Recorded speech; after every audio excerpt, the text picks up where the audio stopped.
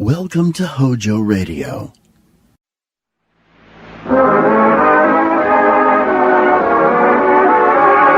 Hello, everybody, hello. Halo is the shampoo that glorifies your hair. So hello, everybody, halo. For softer, lively curls and brighter, sparkling hair. So hello, everybody, halo. Halo shampoo, halo. Our next popular broadcast aired from January 7th, 1941 to October 5th, 1952. It was created by producer Hyman Brown and based on the imprint given to the mystery novels of Simon & Schuster. In all, 526 episodes were broadcast. We proudly present to you Inner Sanctum.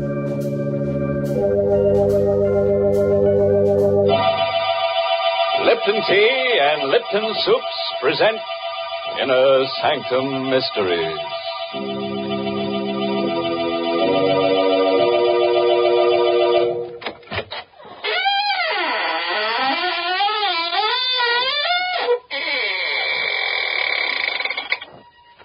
Good evening, friends of the Inner Sanctum.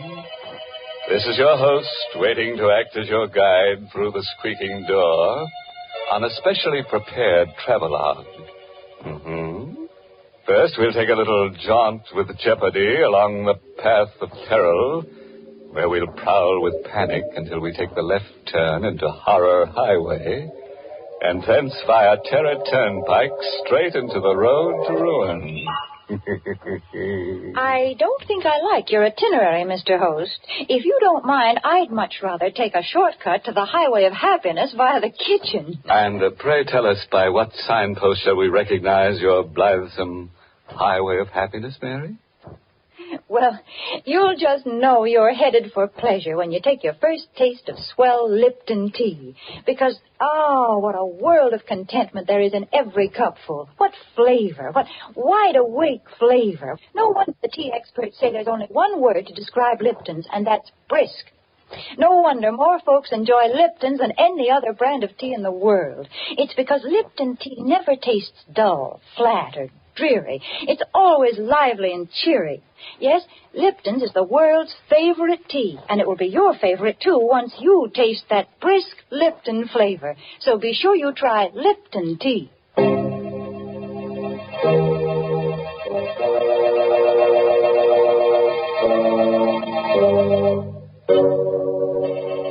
Listen now to the strange tale of a boy and his twin sister, and their dog, and the wreckers of Hurricane Cove. It's called Detour to Terror, an original radio play written especially for Inner Sanctum by Emil Teppelman. And here is Mason Adams as Jerry Watson to tell you the story himself. I had a strange, uneasy feeling all evening after Linda left to drive to Hurricane Cove. Somehow I had a presentiment of danger. Linda and I were twins, and always, in some uncanny way, each of us had been able to sense when the other was in trouble. Tonight, the feeling was very strong. Butch sensed it, too. He was only a mongrel pup, but he was smart. I shouldn't have let Linda go alone, but she had insisted. She was a feature writer for the Manhattan Magazine, and she'd run across the trail of a story about an old family of wreckers who lived down by the shore near Hurricane Cove. The tale went that this family had made a living in the old days by placing false signals on the shore in order to lure ships onto the rocks and then loot them. It was this story that she'd gone to investigate. Unwilling to go to bed with that uneasy feeling lying heavy upon me, I dozed in the chair by the fire with Butch's whine in my ears. It must have been a dream, because I saw Linda's white face floating in a sort of haze. And then I saw the fear in her eyes as she called to me. Jerry! Jerry, help me! Help me! I came awake suddenly with a cold sweat in my face. Butch was on his haunches by the fireplace, nose in the air, and howling as if for the dead. I felt myself trembling. Linda in danger. Somewhere out in that storm, Linda was calling to me for help. She needed me terribly. Come on, Butch, we're going after her.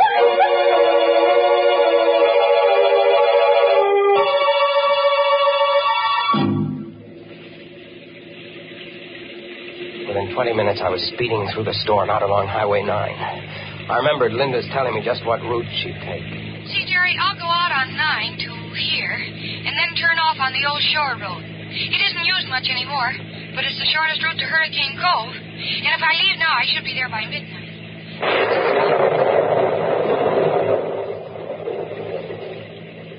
The mist lay heavy on the old shore road, and the rain drove against the windshield, and the swirling fog played strange tricks with my eyes.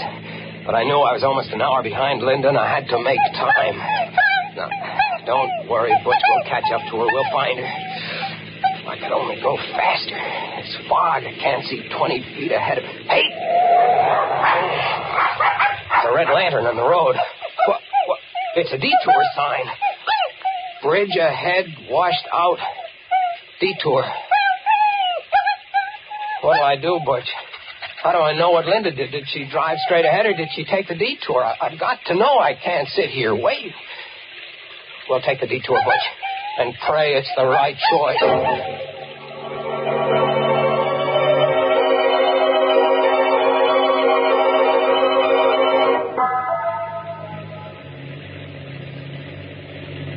This detour isn't taking us anywhere, Butch. I don't think Linda came this way. Maybe she didn't see the detour sign back there. Drove into the washed-out bridge. Maybe that's what the danger was. No, she couldn't have missed that red lantern even in the fog. She must have turned off. She must have come this way. Hey! There's the car, Butch, stalled in the ditch and blocking the road. It's Linda's car. Come on, let's get to her quick.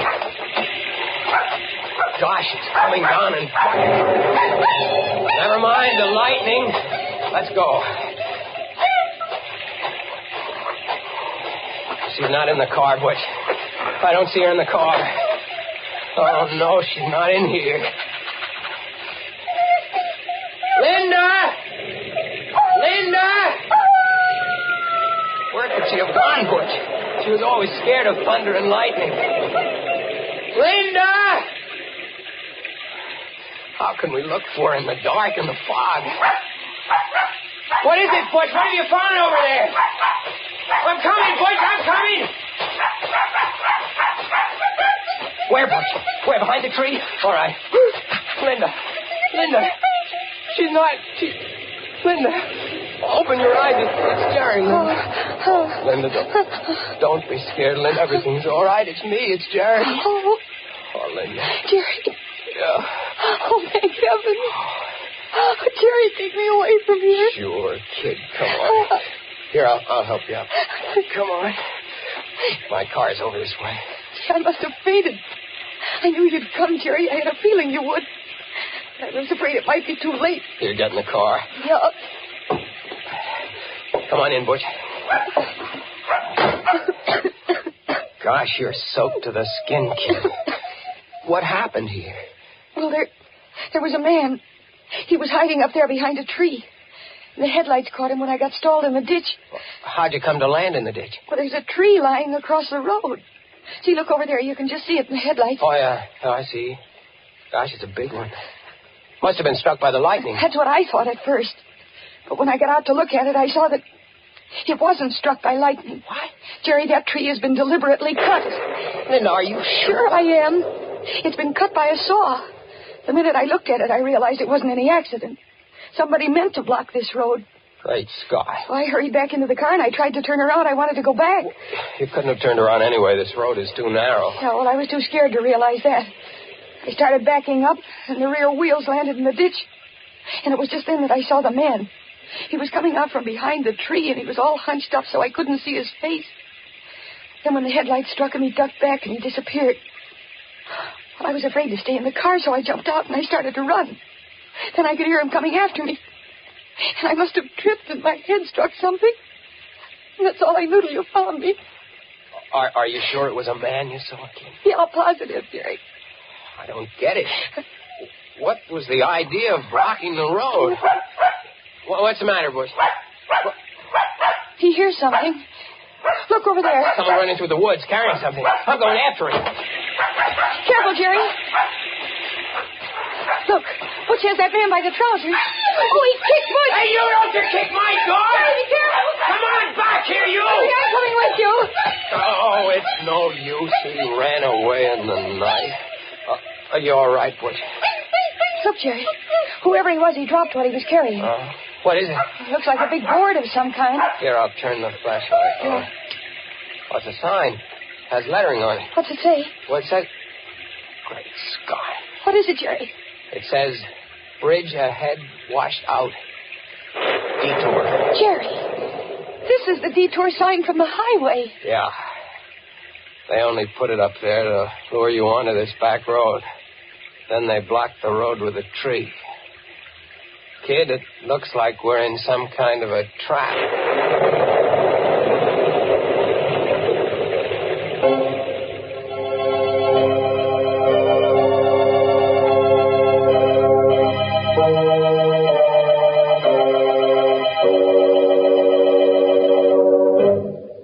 Now, what kind of a mess have we got these poor people into?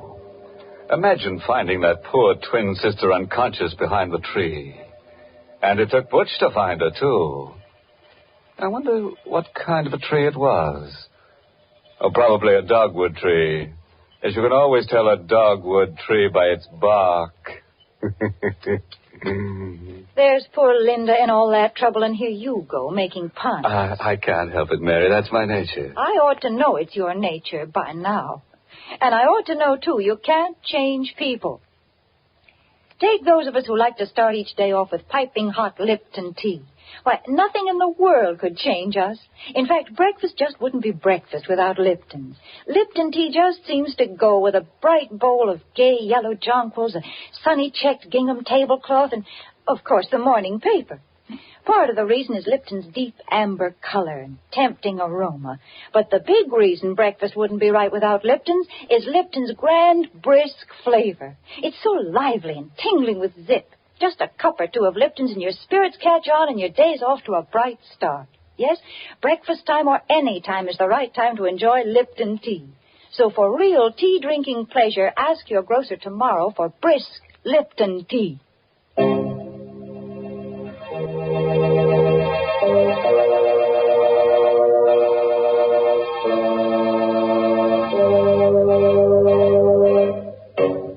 Well, let's get back to our story now and see what happens along that deadly detour.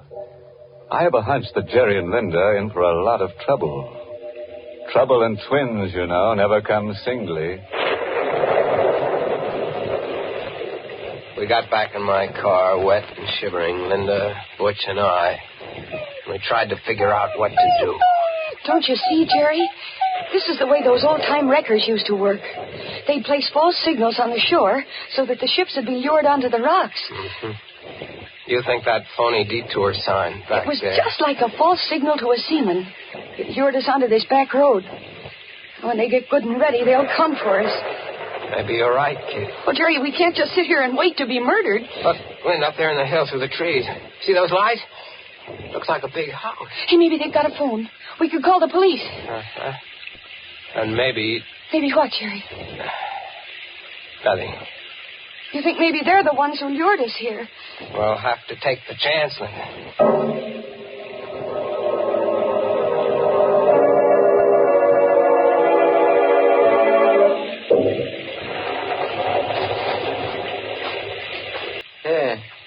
That better? Yes, thank you. I'm Jerry Watson. This is my sister, Linda. This is Butch. How do you do? My name is Considine.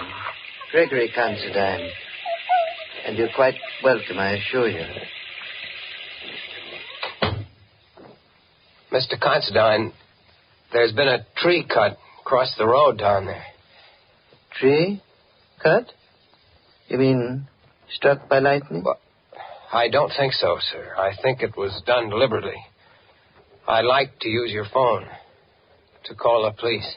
I'm so sorry. The phone is out of order. A storm, you know. I'm sure you must be mistaken about tree. But you must be soaked through and through.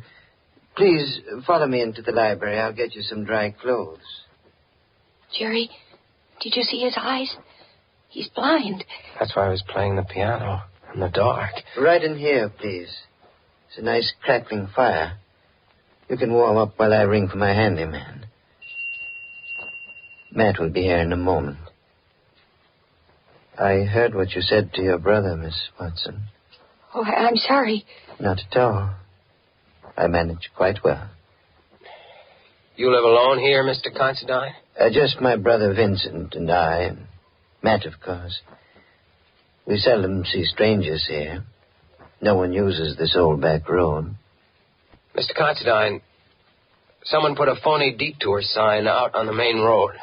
Really? Sounds almost incredible. Ah, here's Matt. Did you ring for me, Mr. Gregg? Matt, this is Miss Watson and her brother, and Butch. They've been caught in the storm. I think there's some dry clothing in the west room. Yes, Mr. Gregg. Yeah, this way, please. Are you in there, Gregg? What have you done with those people? Oh, dear. That's my brother Vincent. I'm afraid I'll have to ask a favor of you. Please overlook anything Vincent may say.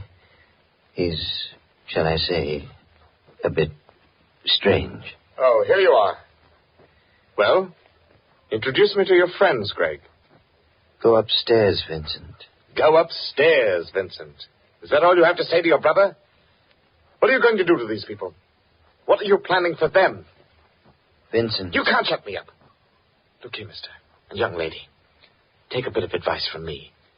Don't stay in this house overnight, or you'll never live to see the morning. Get out, quick. Matt, you know what to do. No. Yes, Mr. No, Gregg. please, keep away from me, Matt. Keep away. I warn you, mister, get your sister out of it. No, hey, let go of me, Matt. Hey, he knocked him out. I regret that it was necessary, Mr. Watson. Vincent is difficult at times. Please pay no attention to what he said. I'm very sorry that you had to witness this painful scene. Matt, please carry Mr. Vincent upstairs and lock him in his room.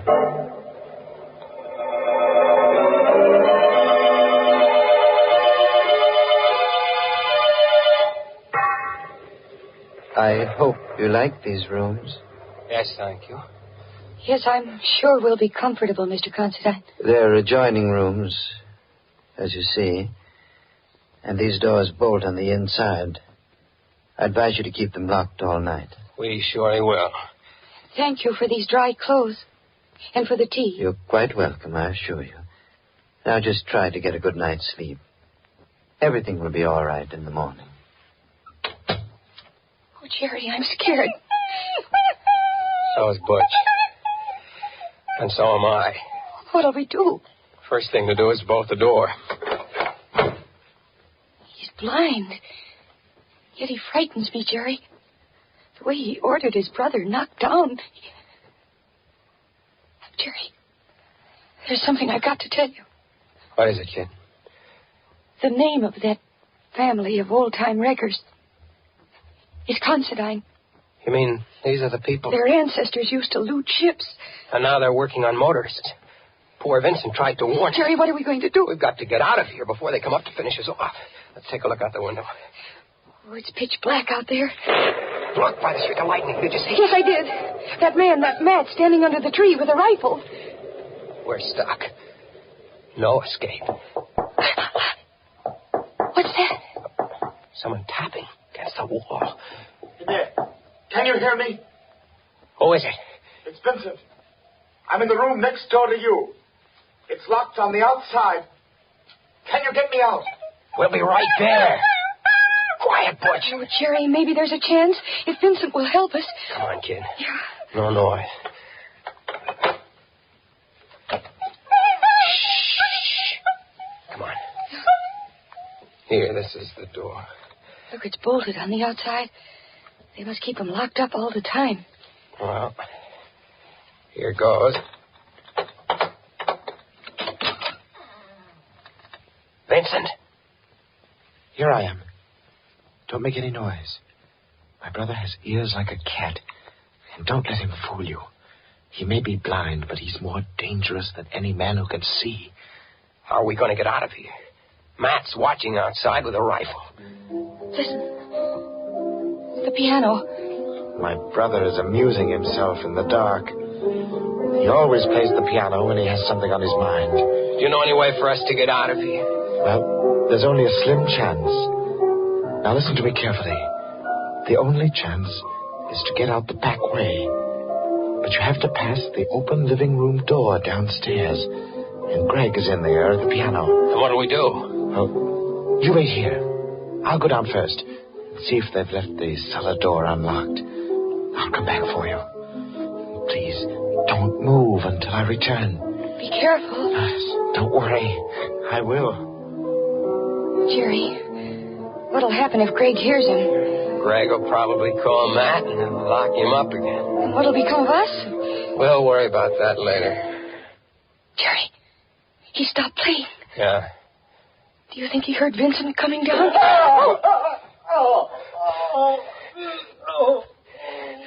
Jerry, Greg caught him. What'll we do? Come on, we're going down.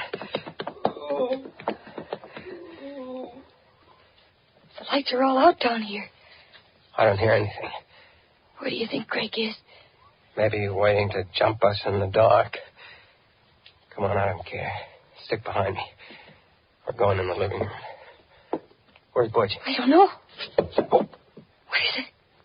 My foot touched on a body. Linda, I'm going to take a chance on the flashlight. Stand by. All right. Great Scott. What is it? Look. What is it? That isn't Vincent. It's Greg. He's been stabbed. Watch out. Vincent is somewhere around. He'll kill you. What do you mean? My brother Vincent, the one who's been doing the wrecking. We always keep him locked up. But tonight, he got away. Planted the detour sign. Cut the trees. Vincent did all that. Matt and I, we tried to stop him. Matt went out to the road, took down the detour sign, but it was too late. Watch out. He'll be back to kill you.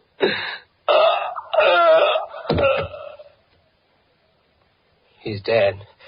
Jerry. Poor Greg. And we thought of... Oh, the lights. Thank you for waiting for me. Vincent. Where'd you get that rifle? From Matt. He won't need it anymore. What are you going to do?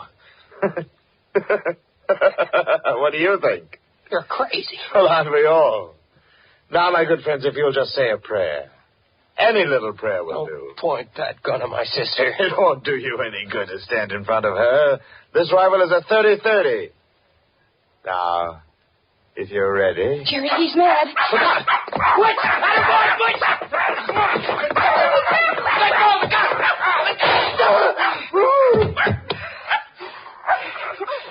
The gun went off in his face. Oh, Jerry. Take it easy, kid. He's dead.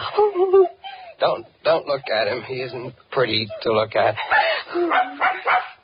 What you did all right. Well, kid, you can write your feature story now. The story of the wreckers of Hurricane Cove. And it'll be under your own byline, too. Oh, I'm going to write it under a double byline, Jerry. The Wreckers of Hurricane Cove by Linda Watson and Butch.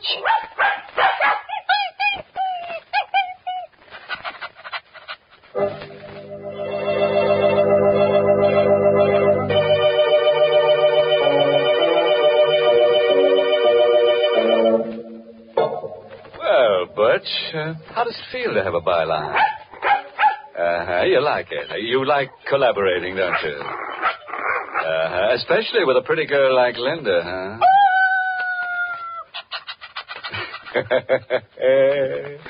Which just goes to prove that there's a little bit of wolf in the best of dogs. But do you know the difference between a wolf call and a wolf whistle, Mr. Host? Let me think. When a fella gives a wolf whistle, he's starved for love. And when he gives a wolf call, he's just plain starved. In which case, there's just one thing to do. Feed him. But if you really want to appeal to his better nature, see that he winds up every meal with a good big cup of satisfying Lipton tea. Men certainly go for that brisk Lipton flavor. It's so lively and full of zip. So make a note right now to ask your grocer for Lipton tea tomorrow morning. Once you taste full-bodied Lipton tea, you'll know why you find Lipton tea in more teacups than any other brand of tea in the world. For Lipton is tea at its delicious best. Start enjoying it real soon. Get the tea with brisk flavor. Get Lipton tea.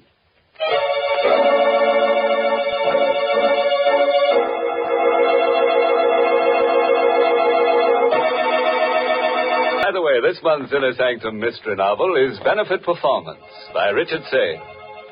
And next week, the makers of Lipton Tea and Lipton Soups will bring you another Inner Sanctum story, directed by Hyman Brown and called Murder in the Night. Correction. There'll be 3 murders. You know, it's going to take a lot of nerve to hear this tale out, so I don't suppose you'll be listening. That is, unless you've just got to find out how a brass button in a dead man's hand traps the murderer. If so, tune in to Inner Sanctum next. Here's a good way to lead off a meal. Serve quick, grand-tasting chickeny Lipton's noodle soup. The first taste of Lipton's noodle soup takes you back to Grandma's own country kitchen. But you get Grandma's results in a jiffy, because Lipton's noodle soup is a real old-fashioned noodle soup with oodles of tender noodles in savory golden broth that's easy to fix and costs little. Ask for Lipton's when you ask for noodle soup, and you'll hear your folks ask for more. And tune in next week for another Inner Sanctum mystery.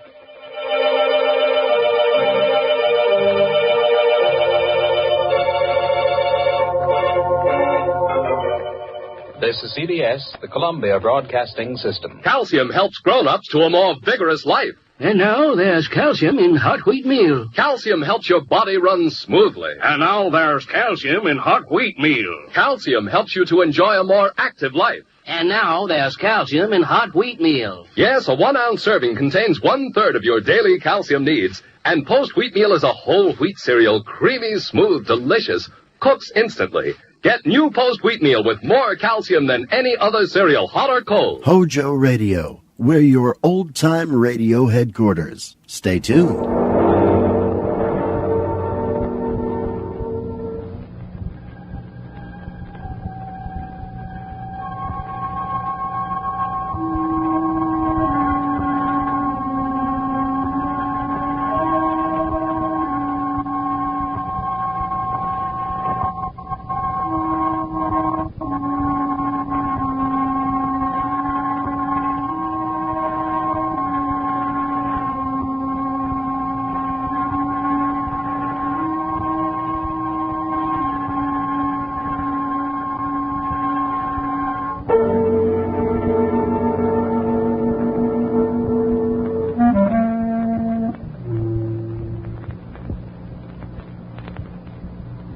Good evening, creeps.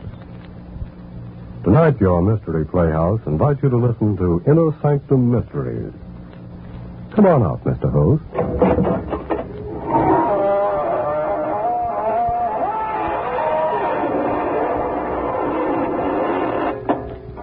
Good evening, friends of the Inner Sanctum. This is your host to welcome you through the squeaking door. Well, been shopping around for a nice case of murder? Of course you have. And you've come to the right place because the characters on this program simply kill themselves to keep you amused. Why, only the other day we were accused of making murder our business. But we wouldn't do that, friend. Oh, no. Because that would be mixing business with pleasure. And we consider it a pleasure to give some stiff for business.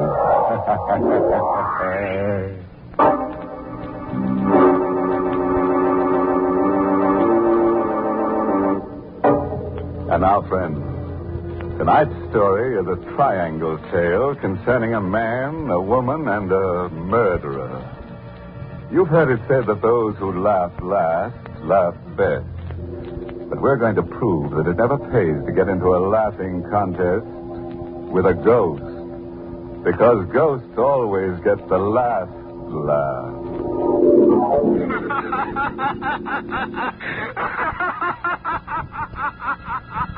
I know he's dead. His body's been in the grave for weeks. Yet, although I tell myself it's impossible, I can hear him laugh. That raucous, mocking sound haunts me. Same laughter I heard for the first time in the courtroom. He had never laughed during all the weeks of the trial. Never even smiled. This day, when he came before me for sentencing.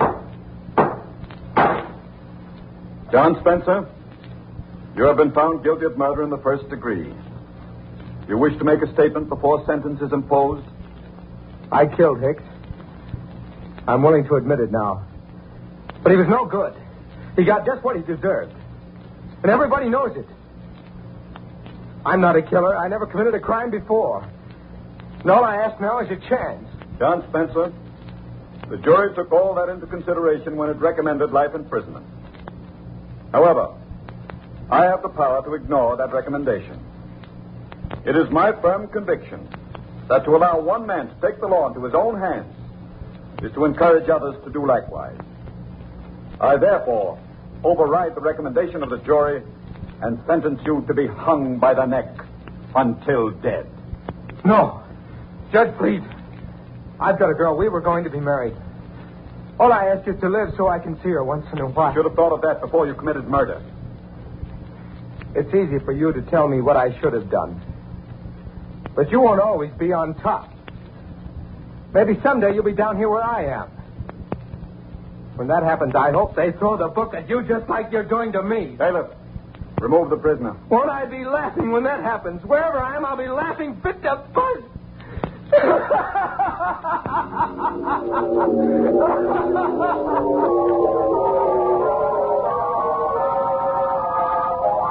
Same old story. Prisoner pleads innocence or guilty with good cause. Asks mercy. When clemency is refused, condemned man curses judge and hopes that judge will someday find himself in a similar plight.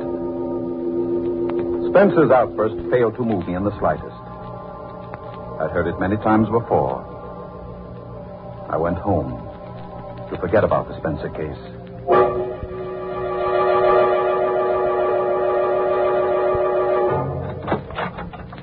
Richard? Is that you, Richard? Yes, dear. I'll come in as soon as I've freshened up. Come right now. I've been waiting here all day. Surely it's not too much to ask to just... All right, Laura, I'm coming. Richard, I want you to meet my new nurse, Margaret Cummings. This is Judge Thornton, Miss Cummings. How do you do? Miss Cummings, haven't we met before? That's hardly likely. It's probably my face. It's so ordinary. On the contrary, Miss Cummings. I should say your face is rather unusual. Richard, suppose you stop that silly chatter about faces and talk to Miss Cummings about her duties. Very well. Come into my study, Miss Cummings. We can talk better there.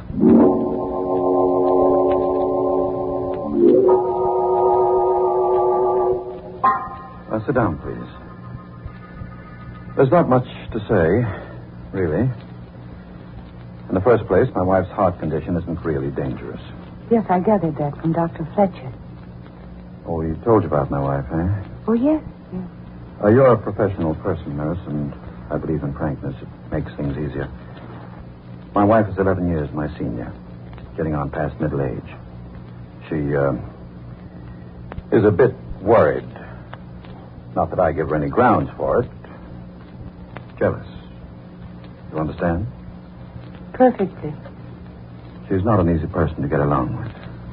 You'll have to humor her. I'll do my best. And, Miss Cummings. Yes. I was just wondering where it was that I saw you before. Escapes me. You know, Miss Cummings, your face is rather haunting.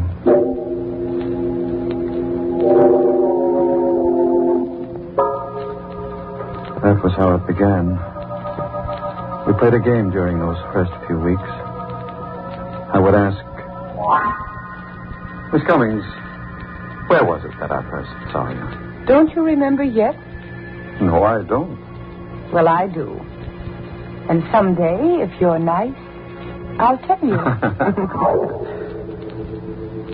We would laugh together. Having the girl in the house made me feel young again. But it didn't last. It ended one evening in Laura's room. Richard, Yes, dear. put down that newspaper. I want to talk to you. I'm listening. Don't you think you're going a bit too far, Richard? Too far. What do you mean? I mean Miss Cummings. Oh. I won't stand for it. I won't allow you to disgrace me in my own home with a woman who's little more than a servant. Oh, Laura, for heaven's sake. I may be a bedridden invalid, but there is a limit. You're jumping to ridiculous conclusions, Laura. Ridiculous, am I? I suppose you'll deny you're in love with Miss Cummings. That you've been carrying on with her right under my nose. Certainly I'll deny it. I've got eyes, Richard. I've seen you two whispering together. I've watched how you look. Oh, you're talking utter nonsense. There's nothing between me and Miss Cummings. Nothing? Nothing. Absolutely nothing. Well, then, I'll give you a chance to prove what you say. I don't want Miss Cummings here. Dismiss her. You want me to dismiss her? Yes, Richard. I do.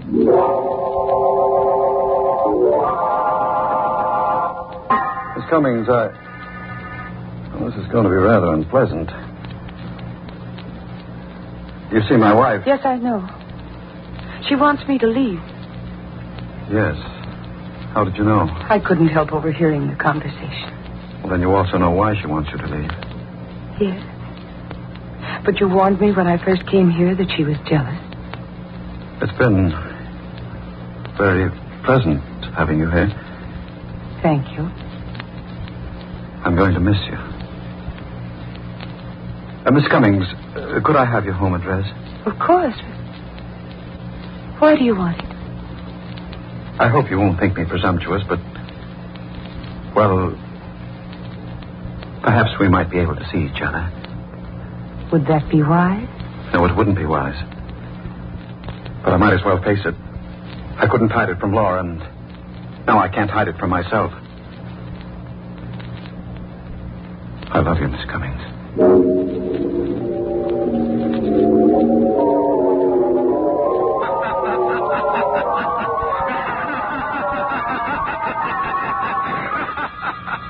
That matter heard Spencer's laugh for the first time since the day in the courtroom. I set it down as a picture of the imagination born out of a feeling of guilt due to my disloyalty to Laura. I put it out of my mind. I had other things to think about. The slip of paper with Margaret Cummings' address on it was in my pocket. A dozen times during the next week I picked the telephone to call her, but something held me back. It was fear, I guess. Fear that if I saw her again, I would be taking a final, irrevocable step. But then I couldn't stand it any longer without seeing her. I dialed her number.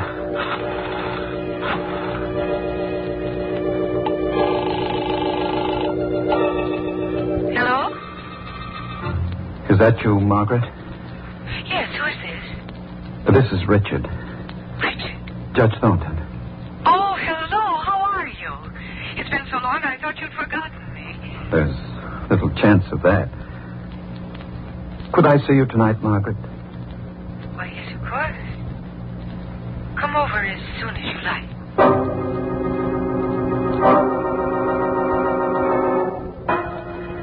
I dressed carefully. Examining myself in the mirror, I saw a tall man, still on the right side of 50. Still trim in figure and distinguished in appearance. When I got to Margaret's apartment, my heart was beating fast. Like a boy on his first date. Somehow, I don't know quite how it happened. She was in my arms. I was kissing her. Oh, Richard. My darling. Oh, no, we're being foolish. Sit down, darling.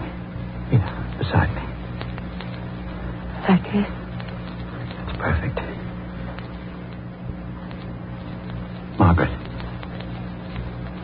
Would you marry me? Mary, you can't be serious. I was never more in earnest in my life. Aren't you forgetting a little detail? No. I'm not forgetting about Laura. She has a weak heart. She may die. And if she does? I wouldn't count on it. Your wife takes very good care of herself. She may live to be 100. But if she should die, would you marry me? I don't know. It's not fair to ask me now. Not while your wife is still alive. Ask me later.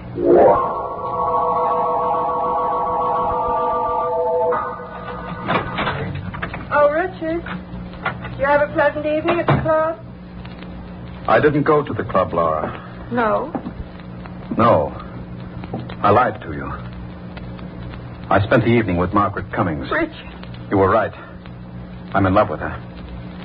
I never knew what love meant before. I can't live without her. You're mad. You don't know what you're saying. I want a divorce, Laura. Divorce? No. I want it immediately. You can't do this to me. Oh, my heart. What? Now see what you've done. Laura. Oh, the shock. My pills, Richard. Give them to me. Hurry. Hurry, Richard. I knew she was pretending the heart attack. Oh, Richard. Hoping to play on my sympathy. That was Laura's favorite trick. It always worked before. Not this time. This time I would pretend until I was ready to act. I gave her the pills, watched her take them and sink back on the pillow. Oh. Thank you, Richard. Feel better now? Yes, dear, much better. I don't know what I'd have done without you here. I would have died. Oh, Richard, say you didn't mean what you said before.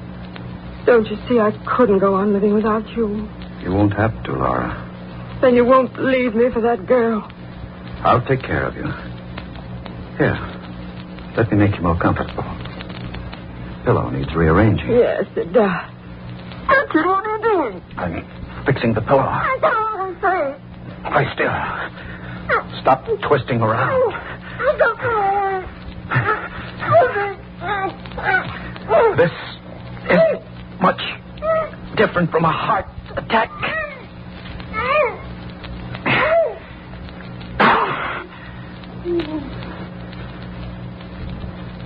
Laura? She's dead.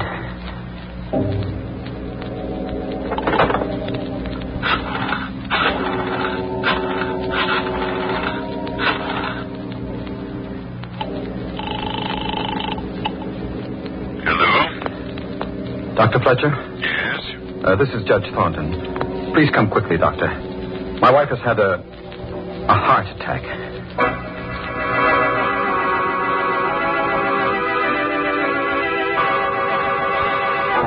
It happened during an argument. It was nothing important, Doctor. Just a domestic quarrel. And suddenly she had the attack. I gave her the pills, but by that time it was too late. It's too bad. I'd only known that her condition had become so dangerous. Oh, Judge, you've nothing to reproach yourself for. These things happen. Will you take care of the formalities, Doctor? Oh, yes, of course. The death certificate? I'll list the cause as failure of the heart. There was no need to act the part of the stricken husband after Dr. Fletcher left. I stood looking down at Laura's body. She was dead. And Dr. Fletcher's certificate would clear me of any suspicion of murder. I was free. Free to marry Margaret.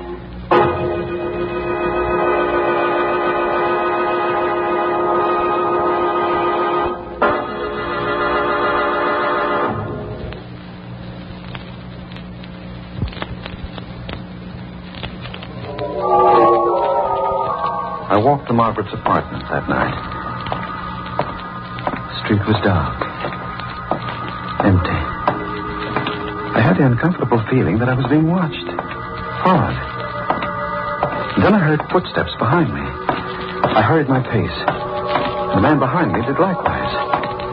Frightened as I was, I decided to stop and confront the follower. He came toward me. His face and figure shadowy in the dark. What do you want? Why are you following me? You ought to know, Judge Thornton. Who are you? Come closer so I can... Spencer. John Spencer. It can't be. You're dead. Dead, am I? Well, you ought to know, Judge.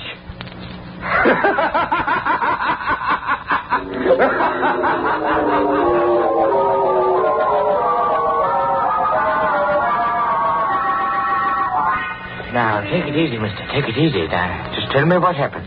I was being followed, officer. So I turned around to see who it was. And did you see who it was? Yes. And that's why I fainted. The man following me was a dead man. He was, what's that? The man following me is dead. I know he's dead, officer. I ought to run you in. You're crazy.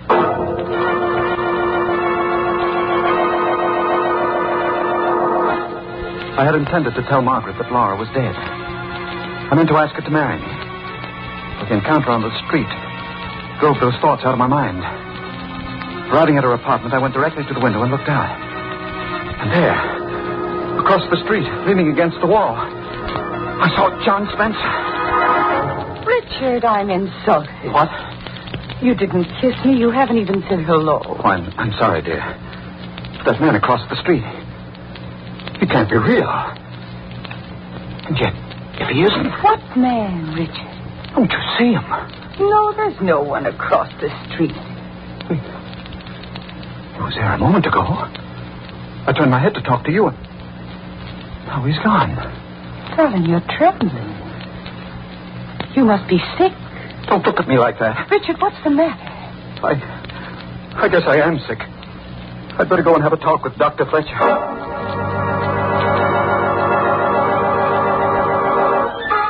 Yes, I remember the Spencer case very well, Judge Thornton. You could have spared Spencer's life, but didn't. And now you imagine that he follows you? Yes. But the man is dead. And it was his ghost that followed me. His ghost I spoke to. His ghost that laughs. There are no ghosts, Judge Thornton. With one exception. The ghosts we carry about inside us. What do you mean? Well, these things you hear and see, these are hallucinations brought on by feelings of guilt. Spencer's been dead for weeks. So the question is, why should you experience guilt feelings at this late date? I don't know. Well, psychiatry has an explanation. Quite often in such cases, one refuses to face the guilt object and transfers his guilt feelings to some other person. What are you driving at? I'm suggesting that your guilt feelings are not caused by the Spencer incident. And I'm going to ask you a blunt question. Did you murder your wife? Why, of all the idiotic... Now, just a moment, Judge. Just a moment. I've been rather uneasy about the circumstances of Mrs. Thornton's death. But you yourself diagnosed it as a heart attack. I accepted what you told me that night. A superficial examination of the body did indicate such a conclusion, yes, but your wife's cardiac condition was mild. Now, your guilt feelings lead me to suspect... This murder talk is ridiculous. Were there any signs of struggle, any marks of violence? Of course not. Mrs. Thornton might have been suffocated. Oh, nonsense. Perhaps. At any rate, I intend to recommend to the coroner that an autopsy be performed. An autopsy? Yes, it would determine whether or not death was due to suffocation. You should have no objection if I am mistaken. You meddling fool. Judge Thornton, put down that paper. You are so clever. Stay away from me. No! I've gone too far now to stop at another.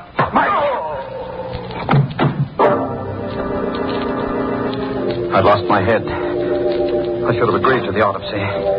That would have given me a day or two in which to plan my escape. But now, as things were, it would be only a matter of hours before Fletcher's body was discovered. My thoughts twisted and turned in panic. Maybe someday you'll be down here where I am. Won't I be laughing when that happens? Wherever I am, I'll be laughing fit to bust.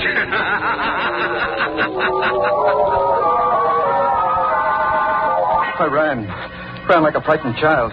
I needed help, and there was no one to turn to. Margaret. She loved me. She'd help me. I went to Margaret and told her what had happened. You killed your wife. For you. So we could be married. And then Dr. Fletcher. I had to kill him, Margaret. He was going to recommend an autopsy. Why did you come here? We've got to run away. We still have an hour or two. If we could charter a plane to Canada or Mexico. What makes you think I'd run away with you? I thought you loved me. Don't be stupid. I'm going to turn you over to the police. Margaret, you can't mean it. Can't I? Just watch me. Margaret, listen before you pick up that phone. Even if you don't love me, even if you won't go away with me, give me a chance. Have mercy. You make me laugh. Judge Thornton, who never gave anybody else a break, pleading for mercy. Well, turn around and ask the man behind you for mercy. That's right. Spencer. John Spencer. Take another look, Judge. No, you're not John Spencer. There's a resemblance, but you're not John Spencer. I'm his brother. You're the man that was following me. That's right. I was tricked. Led on by Margaret to kill my wife, and forced by you to betray myself to Dr. Fletcher. But why? Why, Margaret? Why did you do this? For revenge. Revenge? Yes. The first day I came to your house, you thought my face was familiar. Well, now I'll tell you where it was that you first saw me. It was in the courtroom at John Spencer's trial. Courtroom? Yes. Yes. Remember how he begged for mercy? He told you he had a girl, that he was engaged to be married, and you could have given him his life. But you sentenced him to his death. Were you the girl? Yes. Spencer. Did he know about this? All this was his plan. His revenge.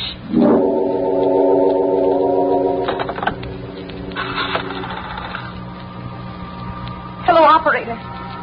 Give me police headquarters. I want to report a murder. Yes, that's right, a murder. Tell them it's very important to get here as soon as they can. I'm waiting now for the police to come. For the trial. For the sentence, which I know will be death. As I wait, my thoughts go back to the courtroom. You won't always be on top. Maybe someday you'll be down here where I am. And when that happens, I'll be laughing.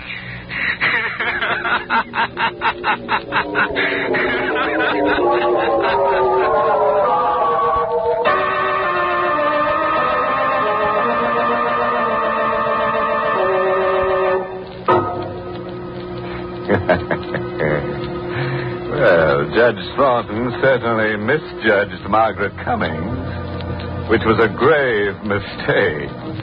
Why, he didn't have the ghost of a chance with her. She double-crossed him right into the graveyard. Oh, a word of caution. If you must commit a murder, be sure to select the proper weapon.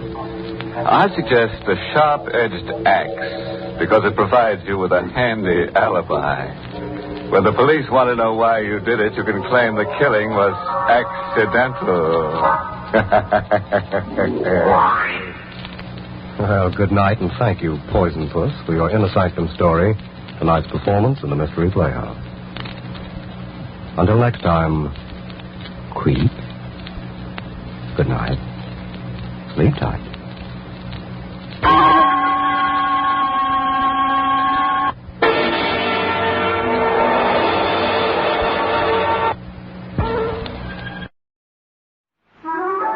Never borrow money needlessly, just when you must.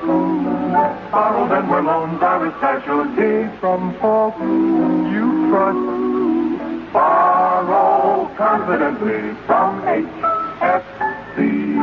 Household Finance Corporation offices are listed in your telephone book. Our next broadcast is a supernatural fantasy series that ran from 1943 through 1945. There were 78 episodes produced altogether. The show's strength was stories from famous writers of the two genres, including Robert Louis Stevenson, Victor Hugo, Edgar Allan Poe, and even Charles Dickens. One of the more unusual aspects of the show was that there was no music, other than between scenes.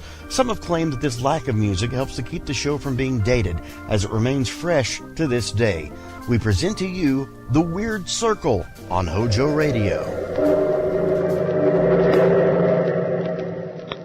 Out of the past, phantoms of a world gone by, speak again the immortal tale, The Warning.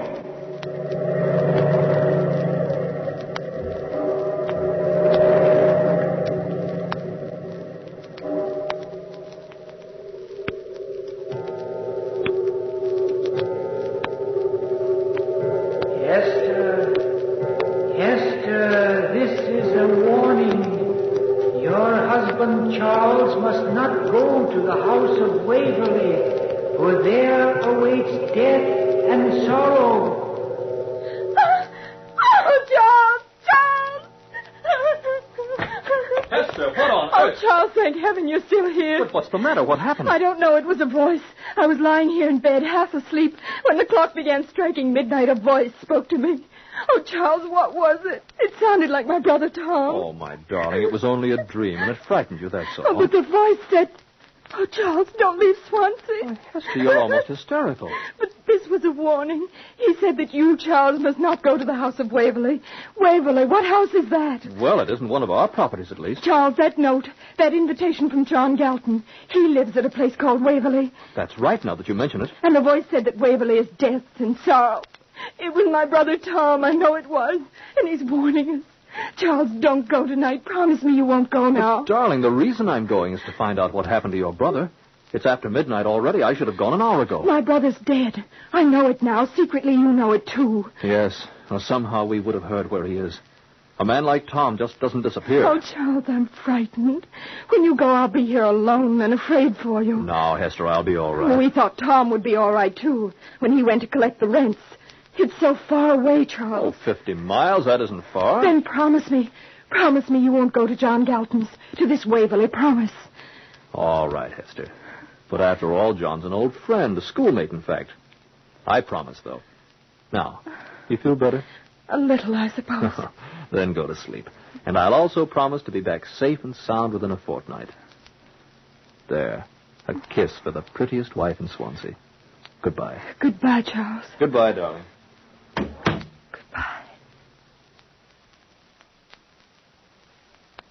Aye, sir. I remember him well, Mr. Hargreaves. Thomas Shortcut, he said his name was.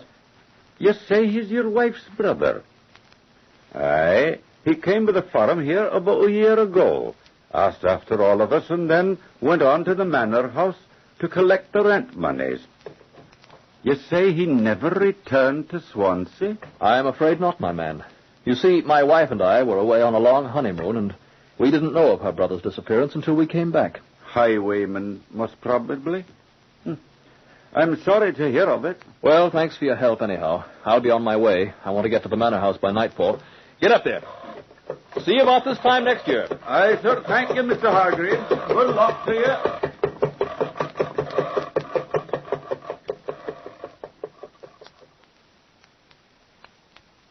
Well, sir, I do recollect him. Yes, sir, I do. Fine young chap he was. Stopped here at the inn about this time of night, about 10 o'clock, and took my best room.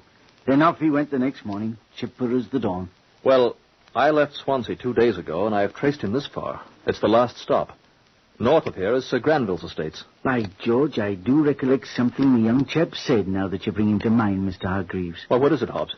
Why, he had an invitation to visit some friend or other, he did, sir. Said he was off for a bit of a holiday before going back to Swansea. Invitation? From whom? Well, that he didn't say, sir. By George. What is it, Hobbs? That's a funny thing. Now I recollect it. Didn't think much about it at the time. What? Your Mr. Charkett asked after the way to get there, he did. I recollect it particularly because Elsie, my dear dead wife, sir, God bless her soul, Elsie was born a few miles from there. From where? A great big house, empty for as long as I can remember. Never thought anyone lived there at all. Waverley it is. That's it. Name of Waverley. Waverley. Suppose you might inquire. Find out where he went from there. Yes. You're right, Hobbs. The lad was murdered somewhere on the monies? I don't know, but I intend to find out. Thanks for all you've said. It's been of great help. Now, I think I'll go to bed. Oh, of course. The first floor room's quite ready. I'll take your portmanteau. This way, Mr. Hargreaves.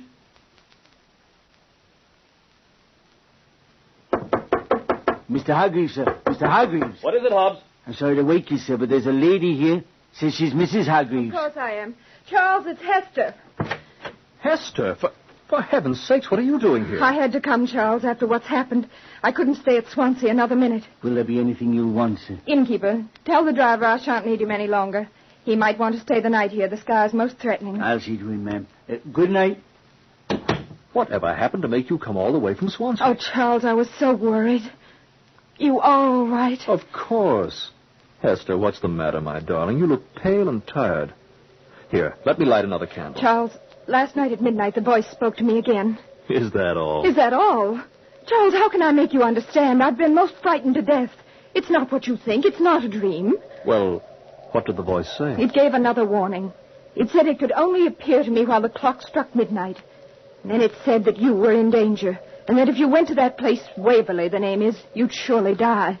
Oh, Charles, please, please, for my sake, heed the warning. Is that why you came, then? To tell me this? I had to. Last night I lay awake for hours, wondering if you'd kept your promise not to go to John Galton's. And then suddenly I couldn't bear it any longer. I hired a carriage and followed you. Hester, this is mad. I don't understand it. You say this voice... Tom, Charles. His ghost. Don't you think I'd recognize my own brother's voice? Oh, my darling, I don't understand it either. All I know is... Hester, Tom had an invitation to visit John Galton. Oh? He left the inn here at dawn, I'm told, and went on, presumably, to Waverly. I made inquiries on the road. The place is somewhere beyond the White Forest. It can't be far. Charles. I'm going there, Hester. If Tom's a prisoner, if he's been murdered... Charles, no, you mustn't. I won't hear of it. I won't let you go. Nevertheless, I'm going. But Tom is dead. I know he is. You can't help him now. And twice he's warned us, don't you see? For my sake, leave this thing alone. It's beyond our understanding, and no good can come of it. Listen. It's midnight. Charles! Charles, the terrace windows. It's the wind. Blown out the candles. Wait, I'll close it. No! Oh! Charles, look. Hester, what is it? It's the ghost of Tom, taking form in the mist. There in the wind.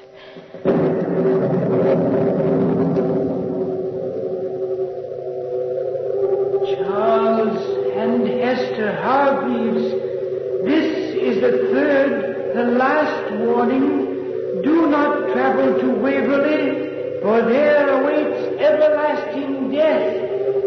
Beware of John Galton. Go back to Swansea. Go back. Go back tonight.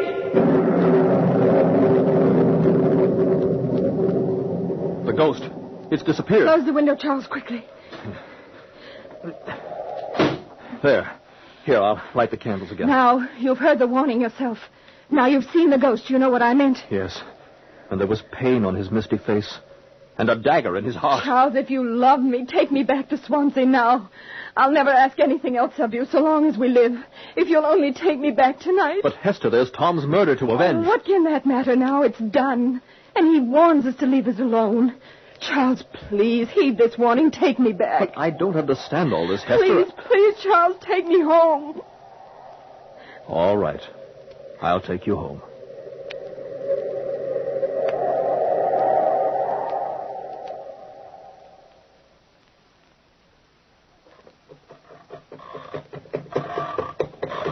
Hester, this is a crazy thing to do, going out in a night like this. I can barely see the road. But we're on our way, Charles. That's all that matters. If we aren't drowned in a deluge before we get there, we'll be lucky. I've hidden the gold in a box under the baggage, Hester. Charles, there's something I want to tell you. Something you never knew. What's that? It's John Galton I'm afraid of. I never told you before, but I've always been afraid of him. Oh, Hester, why? Because long before we were married, he was terribly in love with me. I didn't know it myself until one day he asked me to marry him. Oh, what's frightening about that? It was his manner when I said no. He turned pale and there were tears in his eyes, and he said, "I'll find a way, Hester. Someday you will be Mrs. Galton." What happened then? Nothing, except that for months I suspected him of watching me. Now and again I'd catch a glimpse of him in a crowd, and once I saw him waiting near my father's house. After that, I never saw him again. Nor have I, since we left school. Hester, do you suppose... Oh, it's impossible that he could... Charles, look! There's someone on the road. He's hailing us to stop. Charles, no, don't. Get off the road there, man. Move to one side. Look out, we'll hit him. Charles, stop. What's the idea, man? You want to be run over? He's coming toward... Oh! By George. Hester, there's a dagger in his heart. He's dead. He's a dead man. Charles, drive on. Come on, get up there. Get up.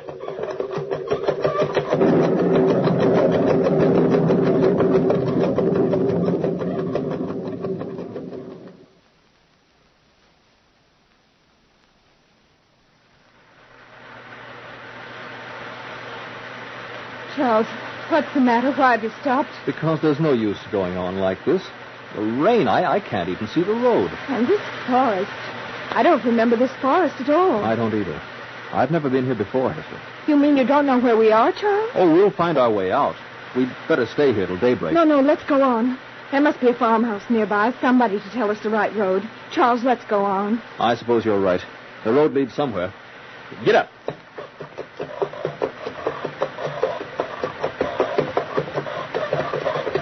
Hester, is that a light yonder, through the trees? Where? Oh, Charles, it is. Thank heaven, at least we'll find shelter.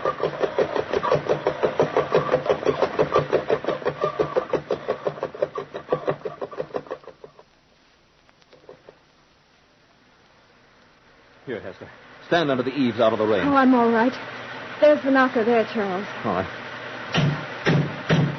Hello? Hello? Will you let us in? Hello in there. Good evening, sir. My wife and I... Charles. Good evening, my friends. John Galton. I've been expecting you. Welcome to the house of Waverley.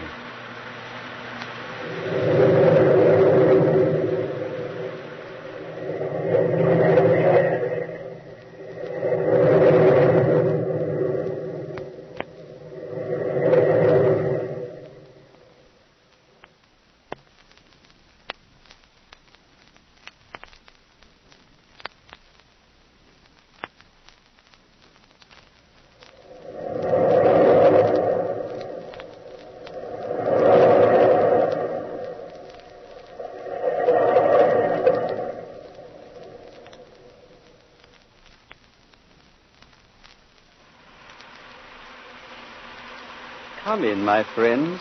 In here before the fire.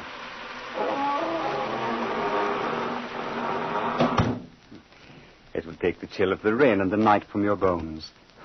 Spot of wine? No, thank you, John. You say you were expecting us? Yes, I was, Charles. Hester, come and sit by the fire. Your frock is damp, I'm afraid. How did you know we would come, John? Because it was the last thing in the world you wanted to do. I think you expected only me. We met one of your men on the road. Oh, yes. I sent him out to make sure you were lost.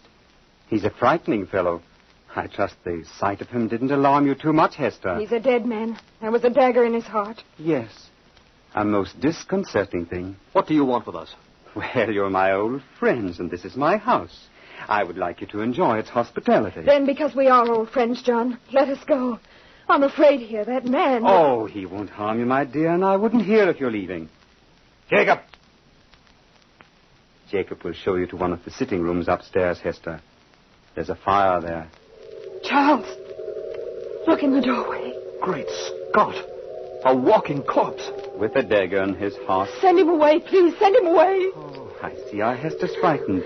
Well, she'll grow accustomed to my servants soon. Jacob, go back.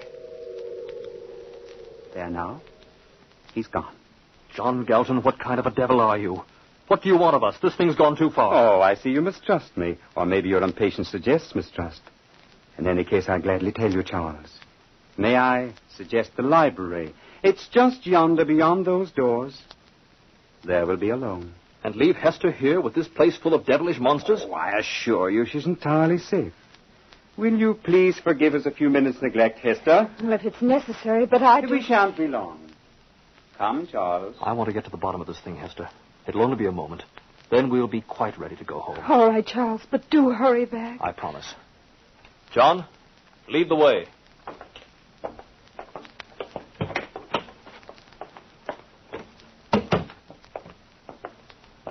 Here. Come and sit in the light of the fire, Charles. There's some excellent wine on the table. No, thank you. As you say, it's my custom to offer a man a glass of wine before he dies. Then you did kill Tom Chalkett. He sat there sipping his claret, unsuspecting, even unafraid. No, I did not kill him. You mean he's still alive? He's here? No, he's dead. But his body is here. It serves me well, even as yours will. I knew Tom was robbed and murdered to cover it up, but I had no idea it was you. What's happened to make you like this? The answer's easy. Two things, Charles. Love and the consuming desire to kill. They are strangely akin. I don't know what you're talking about. Hester. I've been in love with her for a long, long time. What's that got to do with it? She told me once that she couldn't marry me because I wasn't able to give her everything she required for happiness. I was insanely jealous of everyone she knew, even the places she went. Then, quite suddenly, I saw a way out. What was that? My aunt had died. She was penniless. But she did leave me Waverley, all that was left of the Galton's great name. Suddenly I realized how well it would serve me, so I came here to live alone. I waited. knowing the chance would come. And it did. One night in a blinding storm. I am beginning to see what you mean. Yes. A merchant traveling through the forest road lost his way in the storm. He came to Waverley, and I invited him in. He drank too much wine. The knife was handy. I couldn't resist the simple thrust at his heart, and then the gold he carried was mine. Do you know, before he died, the most extraordinary thing of all happened. Well, what was it? He rose up stiffly from his chair and clung to the mantel. Somehow his fingers touched the stone that moved, and then he fell heavily upon the earth. But the compartment was open, and inside it I could see the silver ring shining in the candlelight. Ring? Yes. A large ring, almost as large as a bracelet. I took it out, and lettered in silver above it was a rhyme. Listen. These magic words at midnight read make murdered men the living dead. You know, even as I spoke, the dead man moved. Slowly he got to his feet, and he stood there waiting. I was shaken and cold with fear until I began to know what it meant. The ring, you mean? Yes, the magic ring. For centuries it had lain hidden in the chimney piece. Legend said it was given to one of the first Galtons nearly 5 centuries ago by a gypsy in return for her life. With it, Charles Hargreaves, I'm the most powerful man in the world. With it, the dead are at my command, and the living fear me. It gives me everything in the world I want. It does not give you the right to kill. It gives me the power to control even death itself. Jacob! William! What are you going to do? Our talk is done, Charles. See? See these 2 men, Charles? They're my slaves. 2 men who are dead and yet alive. Jacob! William! See this man! Stay back from me. Stay back. Strong, Charles. It will be useless to resist. Let go of me. Let go. Useless, my friend, to struggle. The hands are like ours. Now you see how powerful the magic ring is. Only once have I killed a man, the first. And since then the murdered have murdered at my bidding. I'll give you my gold if that's what you want, John. I'll give it to you gladly. But the gold is useless stuff, my friend. Don't you see? I have enough. It is your death I want, Charles. And then your body to serve me even as these do. You're a devil. Once you are gone, the thought that you will creep from Hester's heart and she'll forget. She'll not forget. Your magic is lost in the living. Do you think she can love you just for the asking? The power of my love is strong enough to win her to me. But I'll grant you this grace, Charles. A last grace. I'll allow you to see her again before you die. Jacob! William! Hold him here. Till the time comes. Where are you going? To offer Hester the world if she wants it. To win her. To tell her at last she is mine.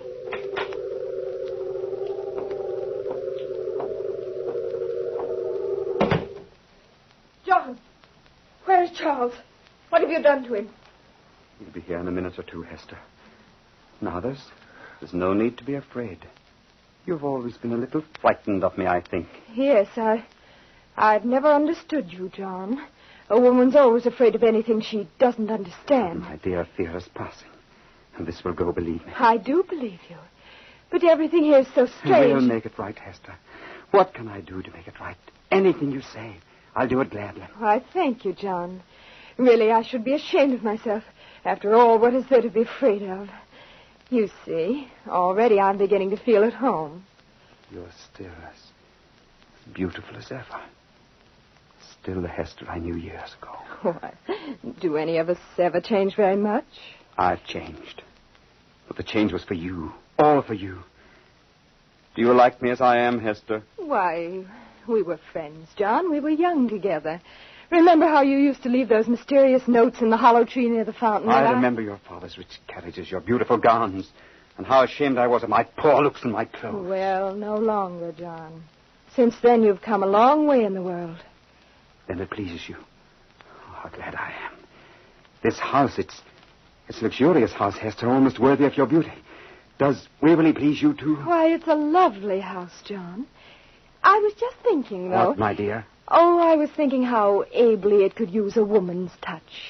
You men. When you live alone, you like everything drab and colorless. All of you need someone to take care of you, to fuss over you a little, to keep your clothes neat and keep your shirt collars buttoned. Here, John, let me fasten it for you. Hester, my darling. Is that the keepsake you wear around your neck, John? It's only a silver ring.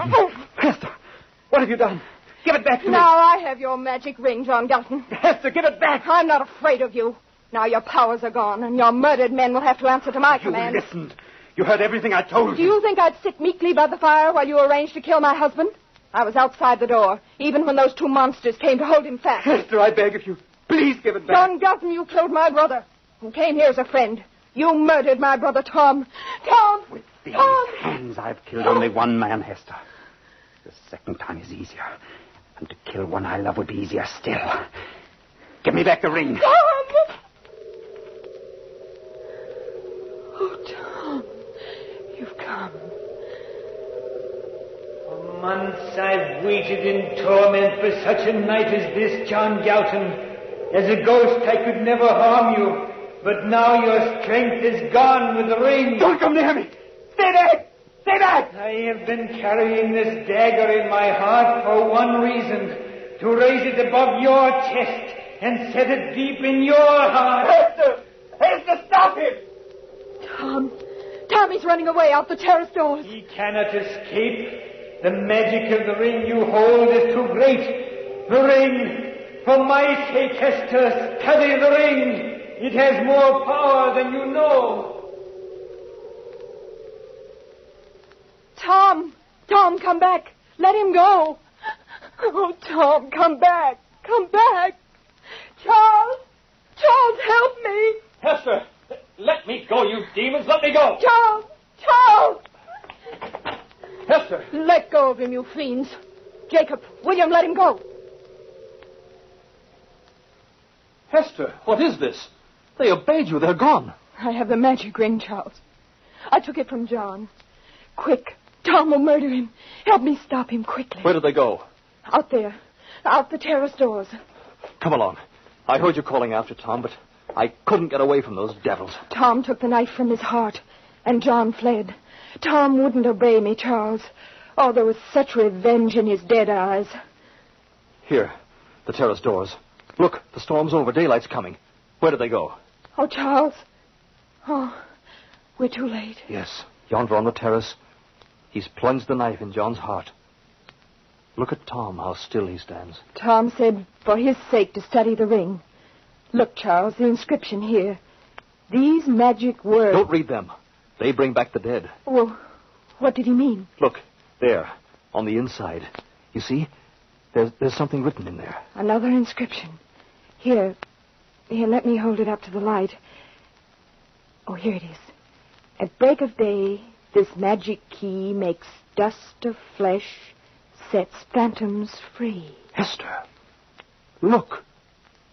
Tom's body. It crumbled. It crumbled into dust. The words, the magic ring. Now the murdered men are prisoners no longer. Their bodies have sunk into dust. Give me the ring. Oh, what a terrible charm it is. We must destroy the ring, Charles. You're right, Hester. It must be destroyed, so it can never harm anyone again. We'll take the ring and throw it into the sea.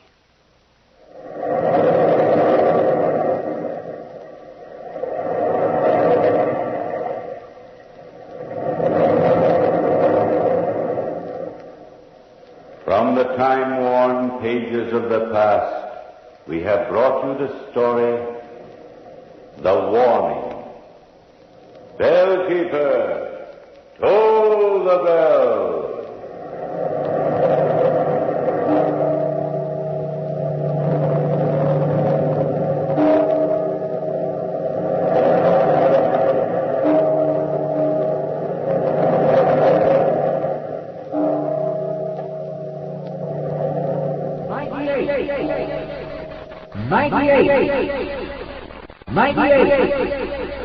It's here now. New 98 Super Premium at the red, white, and blue Ingram sign. Power plus economy at your friendly Ingram oil dealers now. Here's a man that really appreciates that new Ingram power. Take a tip from me, Harlan Hill of the Chicago Bears. I'm a professional practice saver, and the red, white, and blue Ingram disc is the best catch I ever made. You can get Ingram's new 98 Super Premium Gasoline at your friendly Ingram dealers today. This is another forward step by Ingram, a company that is producing for the present and planning for the future. Remember, you get power plus economy when you fill your car with Ingram's new 98 Super Premium. Watch for the Ingram sign. Get more gold for your dough with Ingram's new 98 Super Premium at the white Ingram pump with the red top. Get Ingram 98 Platinum Treated Gasoline at these friendly Ingram dealers. Stay tuned to HOJO Radio.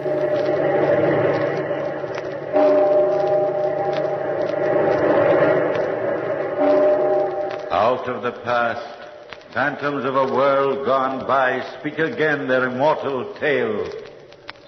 The doll.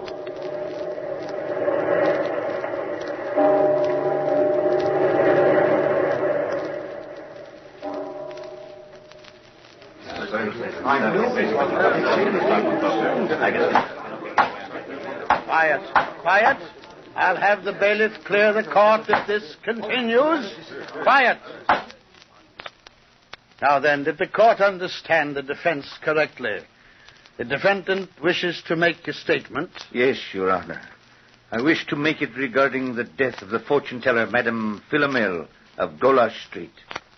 My name, as I have said, Your Honor, is Frederick Hippie. I am an inventor, and have fashioned many strange things. In Golash Street I was, and still am, called the Wondersmith. And what I wish to say now is not merely a change in testimony. No, Your Honor, it is more than that. It is a confession. I am only a man who hated his stepdaughter with a burning passion. Hated her who through all her life crossed me, whose willfulness made of my days a running sore, whose very youth and strength angered my aging eyes. Yes, hated her, and to make her life suffer was my one consuming ambition. Now she is out of my reach.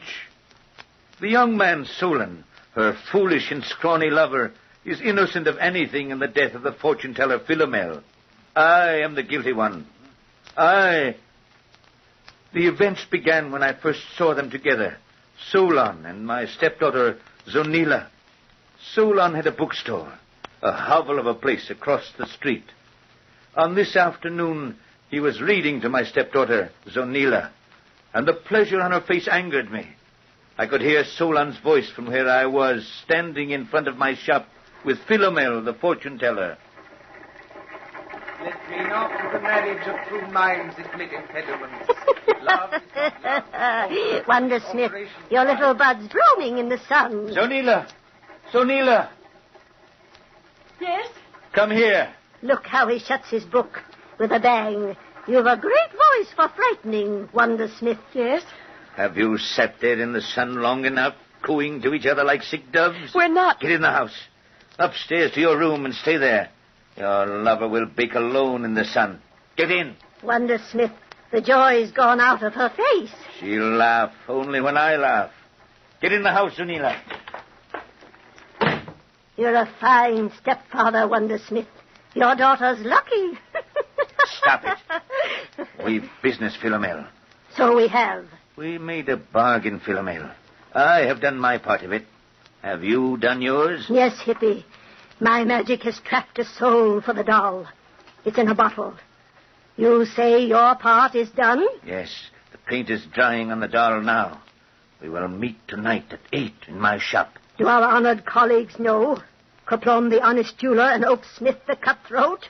I've told them. And we will test the doll tonight. Yes.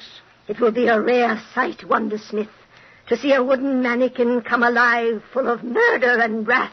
If the soul you've bottled is full of murder and wrath... Do not worry, neighbor. My pick of murderous souls is vast and deep. Gallow birds, jailbirds, a whole nation of outlaws are on the waiting list. And we'll be rich. And with the riches we'll have power. Aye, Wondersmith, we'll be rich, albeit somewhat bloody. Tonight, then, Philomel. Tonight.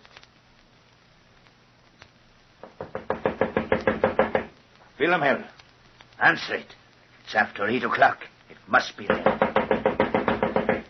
Coming. Coming. Patience, you dogs. I'm an old woman, not a young bird. So, you're here at last. Come in, Kerplom. You too, Brother Oaksmith. Is everything ready? Where's Hippie?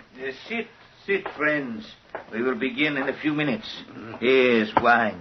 Drink. I will be back in a moment. I've brought some stones, Philomel.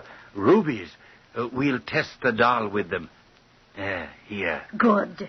And you, Oaksmith? The key to the bird store. Splendid. You're a fine purse snatcher, boy. Is that the doll? Yes. Look. Oh, a masterpiece. Beautiful, Wondersmith.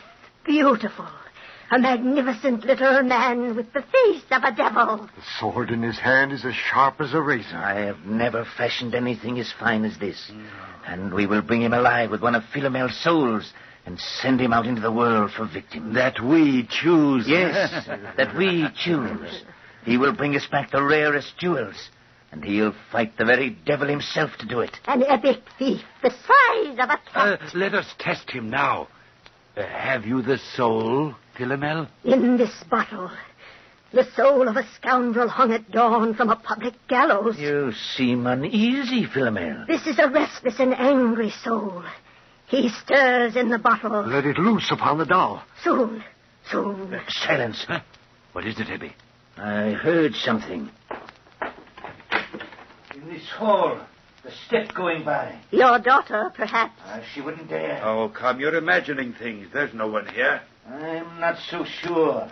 We're only wasting time. The doll. It sounded like a step. Oh, shut the door. You're nervous. All right. But I was sure that... Loose the soul, Philomel. Then put the rubies away and stand behind me. The soul will leap to the first figure it sees. And, well, I am a bit uneasy about the one I've captured. Be careful. Now then, I cover the doll and push the bottle under the covering.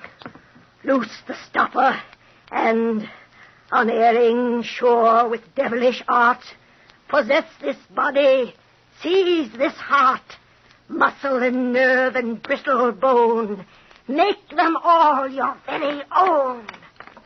Oh, it's moving under the covering. Pull off the wrapping. Pull it off. I'll do it. See? Oh, by the seven gods. It's alive. Yes. Alive. Like you and I. See how it glares at us, turning its doll's head from side to side. Oh. Look! It bares its teeth at me. The hate in its eyes when it glares at you, Philomel. Beware its sword, Philomel. Hippie, it is not a friendly doll. That's the soul you gave it, Philomel. It does not like me. Perhaps it wants the taste of blood, and I've the most of it here. The key to the bird store, Philomel. I gave it to you. So you did. Well, my bitter little foe, you shall have your taste of blood. Oh, you'd better call back that soul, Philomel, until we get to the bird shop. I think I'd better, too. Come, my friend. It's home for you. Better call back the soul. Relax the muscle. Release the bone. Give up this palace. Leave this home.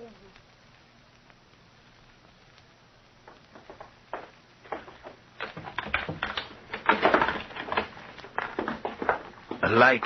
It's black as pitch here. Hey, wait. I've a candle.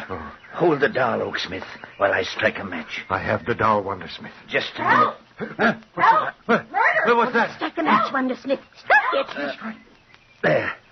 It's a parrot. There's a watchdog of a bird for you. Quick. Somebody might have heard. Give the doll his soul again, Philomel. Let's be done with this test. Silence! Master! Silence, you feathered fool. To work. Cover the doll. The bottle now, and unerring, sure with devilish art, possess this body, seize this heart, nerve and muscle and brittle bone, make them all your very own. Save the house, Master. Quick! Put the rubies in the parrot's cage. And it's alive!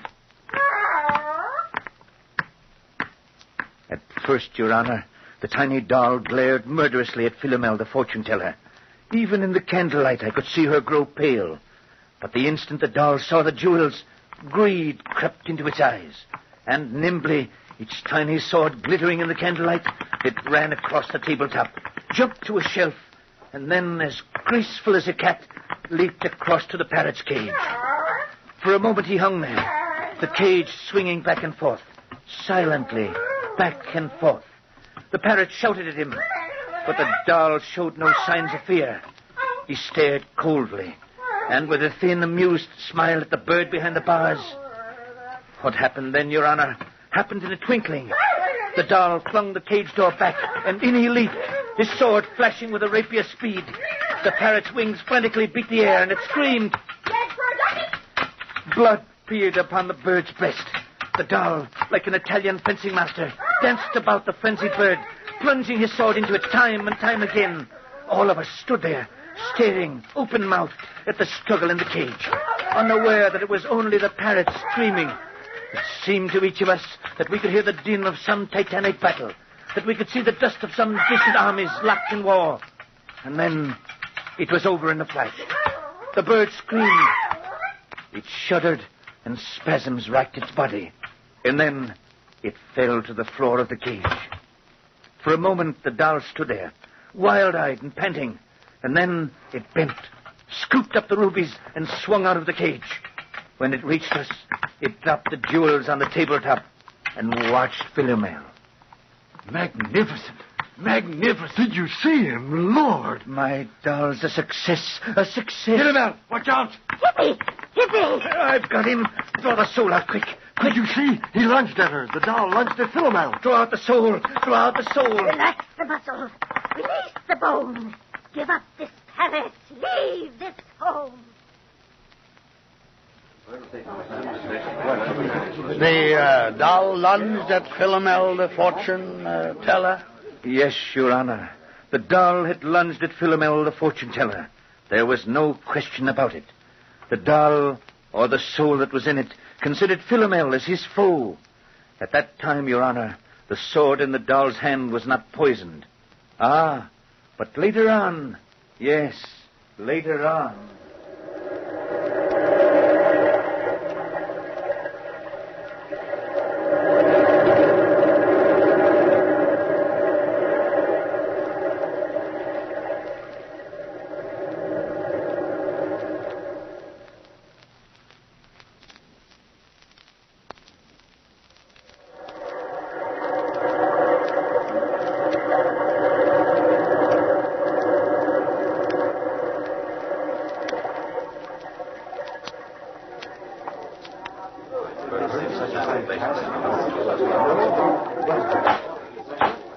Silence. Will the court be quiet?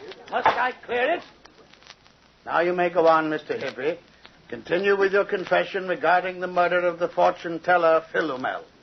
When we were done there in the bird shop, and we'd drawn the soul out of the doll in time to save Philomel, we separated. I took my doll, now stiff and wooden, back to my shop, placed it on a shelf, and began walking upstairs to bed. I didn't hear the voices until after I'd reached the first landing. He left you here like this in the dark? He always leaves me like this, Solon. I sit for hours in darkness. I cannot open the window. He nailed it shut. I watched from the street many times, hoping you'd come to it. I couldn't. I know why now. What shall I do, Solon? My life here is a misery. He beats me, treats me like a slave, and hates me. Come away with me, Zonila. With you? Yes. Listen to me, Zonila. All that has been said between us are the words and books I've read to you. They were meant for others, those words. But when I said them, I knew. I felt that they were mine.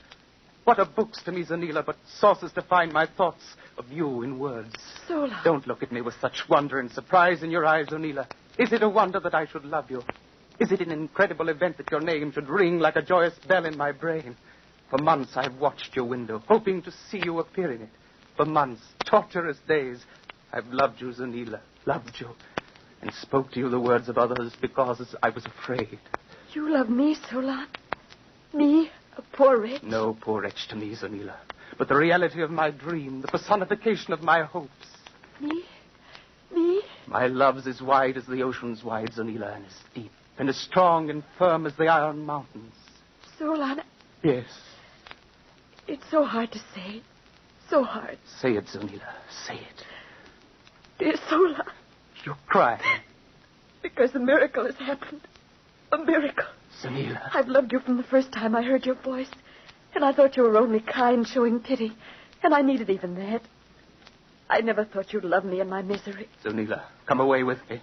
Something is happening here in this house. It's evil. I felt it. You must come away with me. Wherever you want to go, Solon. Will you come now? Yes. Father. And where will you take her? Mr. Hippy. In what volume is this chapter, Bookworm? Is the escape all planned out for you by some other writer? I don't need their help. Yet you used them to steal her affection from me. Affection? What affection? From her father's loving bosom you would steal her, his light of life. Leave us alone. I'm the brute, eh? The beast who treads on delicate feelings, is that it? We're leaving her together. Without my blessing? Without your curse. Come, Zonila. Stop. Leave the girl alone, cockerel, or I shall smash you even more than I planned. Do you think, fool, that I shall let her go? After all these years of crossing me, taunting me, do you think I shan't have my vengeance? Solon! Cry to your miserable lover. Get out of the doorway. I have plans for you, Zonila. You shall play nursemaid and mother to a doll I've fashioned. A more murderous child you'll never have. It's a gift I've carved for you to amuse you when you're lonely or to haunt your dreams. And I've a name for that doll. A fine name. One which will dry your tears when the real owner of it is no more. It shall be called Solon. Get away from the door. The comedy is over now, Bookworm. Solon, he's coming towards you. That's an alert girl you never wed, Bookworm. Come here. Don't, Solon, don't. No, cockerel, we'll test you. Solon! Solon! Solon!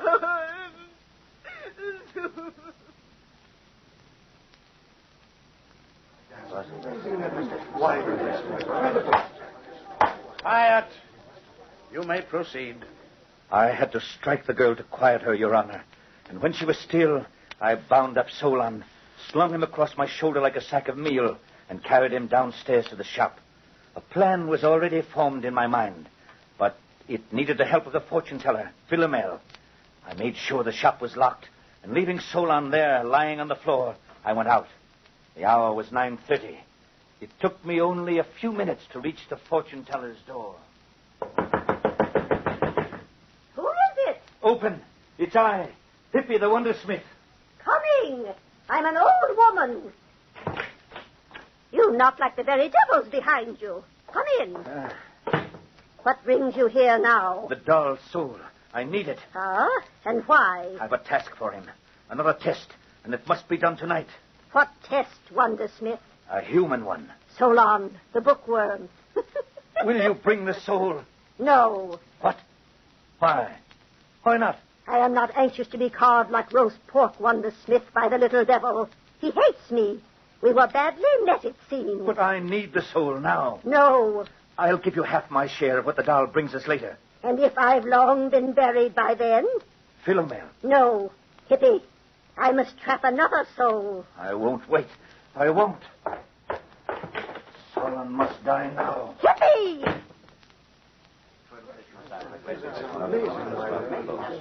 But I wasn't leaving as early as that, Your Honor. Outside the fortune teller's door, I waited. And when I heard her creak out of the room, I stole in. I knew where she kept the bottled soul. I found it, slipped it in the pocket, and stole out down to my workshop again. Solon was awake now, and as I came in, he watched me. I was pleased that he would be aware of what was going to occur. Who is it? Who's there? Awake, Bookworm? Good. You shall be my audience. Look, do you see this bottle? Answer. I listen. Let me go, Hippy. Soon.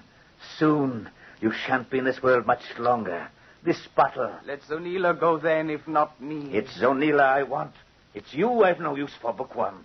Look, there's a soul trapped in this bottle. The fit's a tight one. Listen how he stirs. Hippy. What? What do you want? I'll give you anything. The riches of books? The wealth of fool's wisdom? Have you any gold? No, but... Then we will go on. I have a doll, Bookworm. Let me show you why I am called the Wondersmith.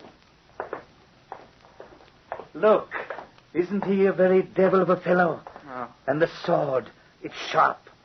Small, but life, they say, hangs only by a thin thread. Yet to make sure, Bookworm, I shall poison the sword. You're mad, Hippy. Mad or not, I shall kill you. There. The sword's primed. Now watch me. Oh. I, too, can create life. I shall cover the doll. Now, if you please, I shall place this diamond ring upon your chest. My doll needs an incentive. No, No, don't move. Have you pity? Pity is a disease of fools. I've done without it. But no man... Stop. Take your ethics to the grave with you. Now, the moment's ready. Watch sharply. I've put the bottle beneath the wrapping. Loose the stopper and... Unerring, sure with devilish art, possess this body, seize this heart, nerve and muscle and brittle bone, make them all your very own. Ah, look, it moves. Off with the covering, off. See how he glares. There's your victim there. Epium once. Philomel. You fool, Philomel, the doll, Philomel. Stop it, Hippie! Stop it!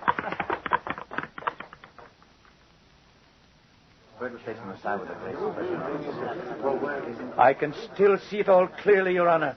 The shop, Solon on the floor, and the look on the doll's face when he caught sight of Philomel.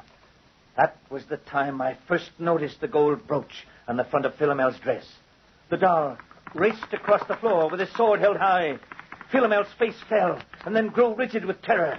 She tried to back away, but the doll kept lunging and striking, and I could see the tiny sword sink in each time. Philomel gasped and shrieked with pain each time the sword struck. Suddenly, the fortune teller tottered, and her great body crashed to the floor. There was a sharp splintering of wood. I saw a tiny sword go skittering across the floor. And then I knew the doll I had fashioned, Your Honor, had been crushed, and the soul in it freed. I tried to raise Philomel. She was still alive. Oh, I'm sick, Wonder Smith. Sick. The sword. You poisoned it, didn't you? Yes, Philomel. Can you do anything? No. You fool. Fool, I warned you. The doll would have turned on you. Where is he? Crushed. You crushed him. So I gave him his freedom after all. He was an angry soul, stubborn for his freedom. The bookworm? Alive, but not for long. Let him alone, Wonder Smith. Never. You're purchasing a bitter afterlife. As bad as mine will be. Oh, the pain. The pain. No riches and no power for us, Wonder Smith. We'll go to the grave, penniless like all the others. Light. It's getting dark. Philomel. I say, let there be light. For I am forewarned of the region I shall awake in. Wonder Smith? Yes. You are my executor. You will find neither gold nor jewels, but a crystal which you must destroy. Where are you? Here, Philomel. You will find it in... Oh, a light. Strike a light, someone. Wonder Smith. I must have a light. Philomel. Huh? You're leaving so soon, Wonder Smith. Well, then. Good night, neighbor. Good night. It was a fine evening. Good night. Good night.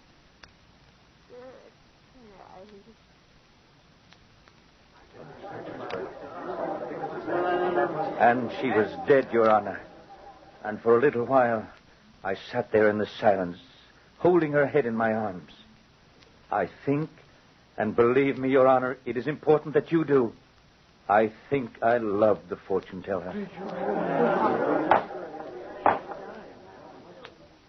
In a little while, I got up. The young man was staring at the door.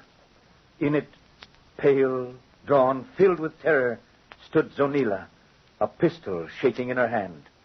I could have taken it from her without danger, Your Honor. But what was the use? Philomel was dead, and I knew it was the end. How can I explain it? The rest you know. How Solon and Zonila brought me to the police. How I was brought to trial. I am here because I am guilty. I beg no mercy from the court. Only, Your Honor, make it soon. Soon.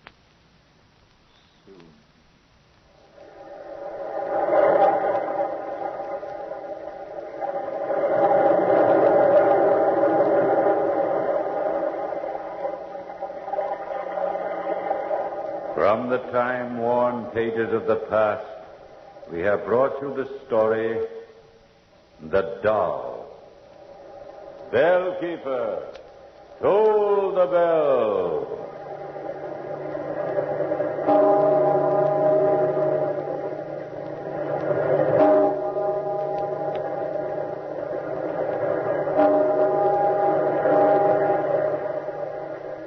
Sometimes when we're tired, we make mountains out of molehills. We putter around till even the easiest job seems impossible.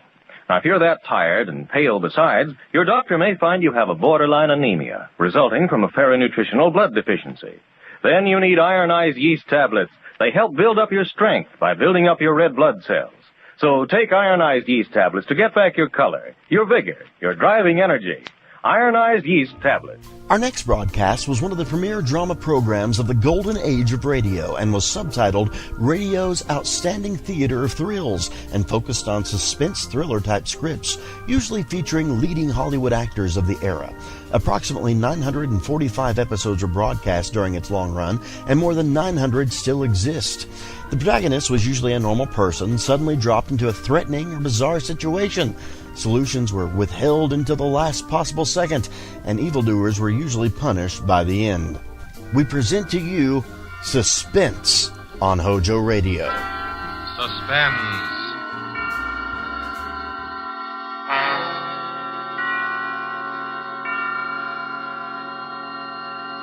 This is the Man in Black, here again to introduce Columbia's program, Suspense.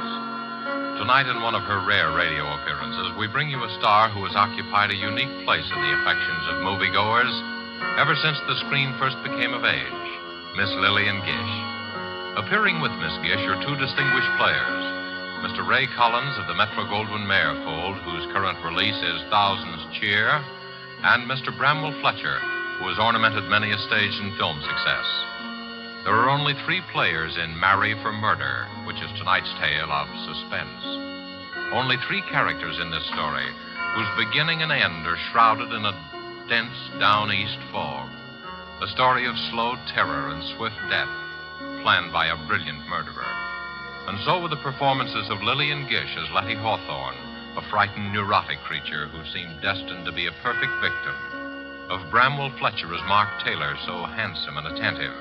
And of Ray Collins as the lawyer, Philip Alden, who relates these events to us. We again hope to keep you in suspense.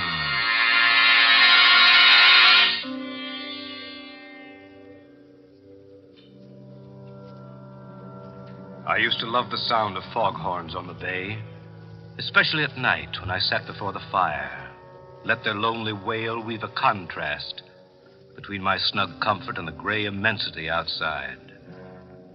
But I've lost my taste for them now. Lost it on the night I heard them moan a dirge of death.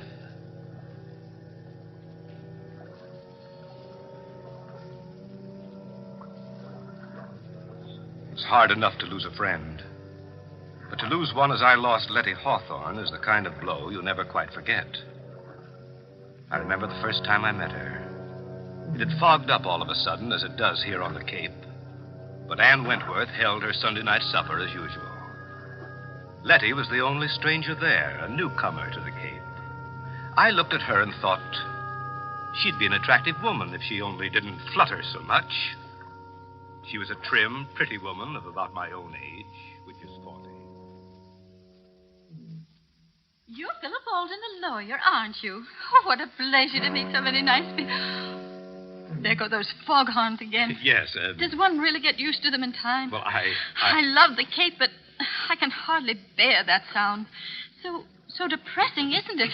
So morbid. Well, to your first question, yes, I'm Alden, an attorney. As for the foghorns, well, if you stay with us for a few years, you won't be able to live without them, Mrs. Hawthorne. It is Mrs. Hawthorne, isn't it? Mm-hmm. Anne never gets around to introducing people. It's her only fault. Oh, I never stand on ceremony. That's my fault if you consider it one. Besides, I knew you at once, you see, and you knew me. Don't you think that's a promising beginning? I never thought of it that way. Oh, dearie me. There it goes again. It makes me think of ghosts walking over my grave. How can you bear it? They do serve a very important purpose, you know. Oh, I suppose they do, but they give me the shudders. As a matter of fact, I find them comforting. Mm. I made Jane Hart promise to stay with me tonight if the fog doesn't lift. I daren't be alone. You see, I'm still a bit nervous. Oh? I've been ill, you know, and the doctor prescribed complete rest and quiet. I see. That's why I came up here. Well, you'll find what you're looking for here, I'm sure. Oh, do you think so? I do hope I will. My nerves are simply shattered. Mr. Hawthorne's dead, you see. Such a tragedy. I'm terribly sorry. You see, it happened so suddenly. I can't quite believe Can that. I get you some of Anne's cider cup? That's one of our Sunday night features. Oh, thank you. That would be so nice. It's such a comfort to have a man take care of one again. You make me feel so protected. I know we're going to be great friends, aren't we?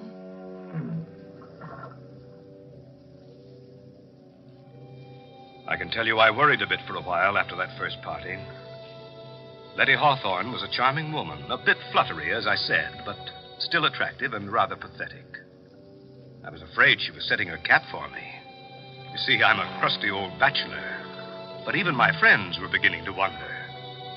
So it was with mingled relief and regret that I learned one day that Letty Hawthorne had transferred her attentions to another newcomer to the Cape, Mark Taylor. He was 8 or 10 years younger than she, a handsome fellow, but somewhat dissolute looking. I didn't like him. I may as well admit that from the start. But short of marrying her myself, there wasn't much I could do. Anyway, they seemed happy enough at first. One day after the wedding, Letty called me on a matter of business. I went down there after sundown. The three of us sat out on the beach in front of her cottage. I'm so glad you were able to come, Philip. You see, Mark and I were counting on you. Always glad to oblige you, Letty. As a matter of fact, Alden, we want you to attend to a legal matter for us. Yes? Yes, Philip. Mark wants to make a will. I told him I don't like wills. There's something so unhealthy about them. But Mark simply insists upon it. Very sensible, I'm sure. Oh, you men. You're all alike. It needn't be a very elaborate affair, Alden. Just a simple document stating that I leave all my property to Letty. Well, if he does that, Philip, I want you to make out a will for me, too. Leaving everything I have to Mark. But, Letty, there's no need... I insist. Oh, well, Alden here is going to think I married you for your money. Money? Oh, why, I really don't know anything at all about my affairs. Really, I don't. Frank, Mr. Hawthorne always used to say, Letty, I really think you know less about business than a child. I left the management of his estate entirely to his secretary, you know. Well, just some simple document that makes my intention clear. You know the form, Alden. And, of course, if Letty insists... But I do. We'll have twin wills. It doesn't sound so frightening that way. The way Letty talks about wills, you can tell she has a secret vice, can't you? A secret vice? My wife's a murder mystery fan, Alden. I didn't find out until it was too late. Oh, Mark, you silly... When you say that, Taylor, smile. I'm a detective fan myself. It's a busman's holiday, of course, but I always read the latest whodunits. If my father hadn't insisted that I follow in his footsteps, I'd have been a detective instead of a lawyer. Really? How interesting. Tell us, Philip, do you ever get any cases like the ones we read about? Well, if you want my opinion, the chief difference between fact and fiction is that the author of a novel wants you to see the pattern, and the author of a murder tries to hide it. Oh. Well, what do you mean by that? Well, take your case, for example. You and Letty are making out your wills. I heard her say that she wanted to leave her money to you. But how do I know the idea just sprang into her head of its own accord? How do I know that you didn't plant it there? Plant it? What do you mean? Why, what possible reason could I have? Well, as things stand now, there's no reason for me to ask if you planted the idea in her head. But if Letty were found dead... Dead? Oh, Philip, how dreadful. How can you even think such thoughts? Mark, darling, how terrible for you. Philip, you're to apologize this minute. No, Letty. Philip was just trying to explain. Well, I won't have him talking about such horrible things. Of course, I didn't mean you to. I was just using you as an example. Well, I didn't mean to be rude, Philip, but, well, you know my nerves, and it's getting dark, and... Oh, the bay is beautiful at night, of course, but... I've always been afraid of the water. That's why I've had such a time persuading her to come out for a sail. The Artemis has been tied up all summer, waiting. It's just silly, I know. And I will go with you, Mark. But Let's do wait for a calm day. You know, Letty's idea of a sail is to sit becalmed half a mile offshore. My wife has perfect confidence in me, you see. Oh, Mark, it isn't that. You're making fun of me, aren't you? Of course, I trust you completely, but well, I'm not very athletic. You're missing one of the treats of the Cape if you don't sail. But I shall. Of course I shall, and soon. And what's more, I'm going to get Mark to teach me to handle the Artemis. Well, I'll be looking forward to seeing your sails on the bay then. Oh, Mark, a storm. I better be getting home before it breaks. Are you sure you'll be all right? Oh, I'm simply terrified of thunder. Wouldn't you rather stop with us? Oh, I can make it to town. Stop by tomorrow, won't you, Alden? Or as soon as you have those papers. Right. Now, you won't be nervous after our talk of wills and murders. But of course you won't. I'm such a coward myself that I can never understand how other people can be so brave. You know, Philip, Letty's helplessness is one of her chief charms. Sometimes I suspect she exaggerates it just to make me feel important. Oh, Mark, you mustn't. Giving all my secrets away. Well, don't worry about me or the wills, Letty. Someday you'll frighten yourself to death.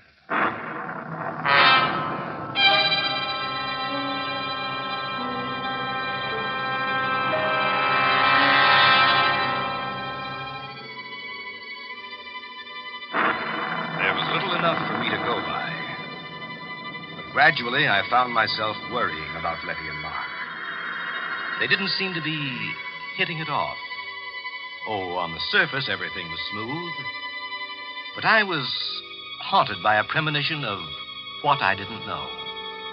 It was only a nameless dread of something, some undercurrent of feeling. Letty's nerves were getting no better. In fact, she seemed more tense, more frightened than ever. Yet she was making an effort to meet Mark halfway. Many times I saw them out sailing. Only when Letty returned after a day on the water, she seemed pinched and white.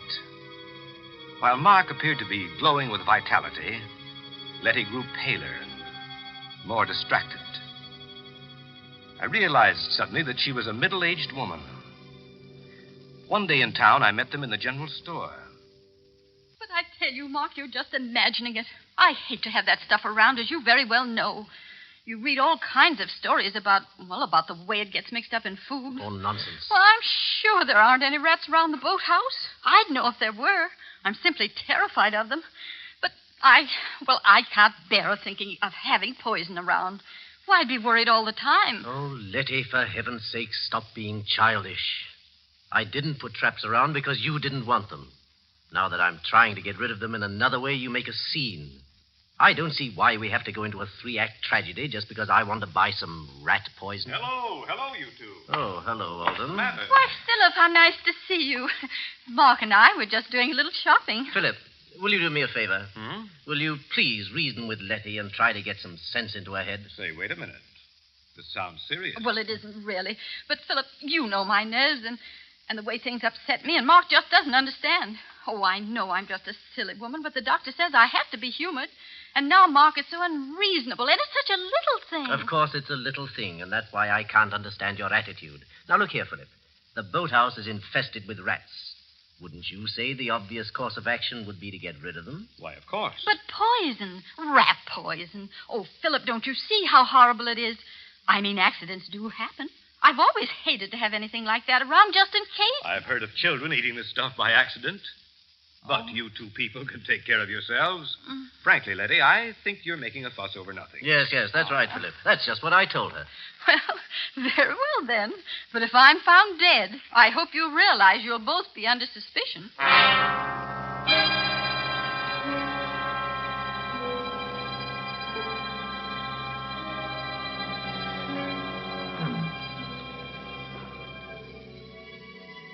It seemed a foolish quarrel at the time. Yet when I left them, I kept hearing Letty's voice. Very well, then. But if I'm found dead. Very well, then. But if I'm found dead. Very well, then. But if I'm found dead. Suddenly, a monstrous idea occurred to me. I wondered if Letty had been trying to warn me. And then the horrible suspicion broke. All the trifling things began to add up. Letty's nervousness, her fear of sailing with Mark, her terror of having the poison in the house. But why? Why should she be afraid of Mark? What motive had he? And then I knew. I had helped to give him the motive when I drew up Letty's will. Yet my whole case was founded on thin air. Figment of a nervous imagination. I had to be sure. I had to keep an eye on them. I found myself making excuses. Excuses to drop by at their cottage. Who is it, Letty? Who's there? It's Philip. Oh, Philip. Well. Hello. You're almost getting to be a member of the family. Well, I just thought I'd ask you to help me eat the first bluefish of the season. There's too much here for an old bachelor like me. Why, Philip Alden, if you aren't the most thoughtful person. How perfectly sweet of you. Of course you'll stay to dinner. We'll have a real feast. Yes. You might as well stay as long as you're here. Oh, thank you. If you're sure I won't be intruding. Intruding? Why, of course not. And you can help me get the dinner ready. Well, I'd be glad to, but won't I be in Anna's way? Anna's gone. Gone? Why, I thought you were well satisfied with her. So we were, Philip. But Anna didn't seem to be satisfied with us. In fact, they've all gone. All? Yes. Anna and Elsie and Otto, the handyman. They just walked out and left us. Well, for heaven's sake. Since the ship and engine place opened on the heights, nobody can keep a servant. Can't blame 'em myself. I wonder. I don't believe Anna'd take a job at the ship and engine. Anyhow, it does seem strange they all went at once, doesn't it? Letty, I do wish you'd stop dramatizing everything. Ship and engine just opened. The call went out for help. I don't see any mystery in the servants answering. In fact, it's their patriotic duty. And it's our patriotic duty to get along without them. But it's so lonely here, especially at night. Now, Letty, you're not living here by yourself, you know. No, of course not. But all the same, we are isolated. Just the two of us. And you know how tricky my nerves are. I always feel so much better if the servants are around. After all, if anything were to happen, and anything might happen... Letty, this isn't getting us any closer to our dinner. Oh, of course. Now, you boys wear these aprons. Oh. Philip, since it's your fish, you may have the honor of cooking it. All right, you asked for it. It'll be your funeral. Now, Philip... Mark, you hold the berries for the dessert. I'll do the vegetables and set the table.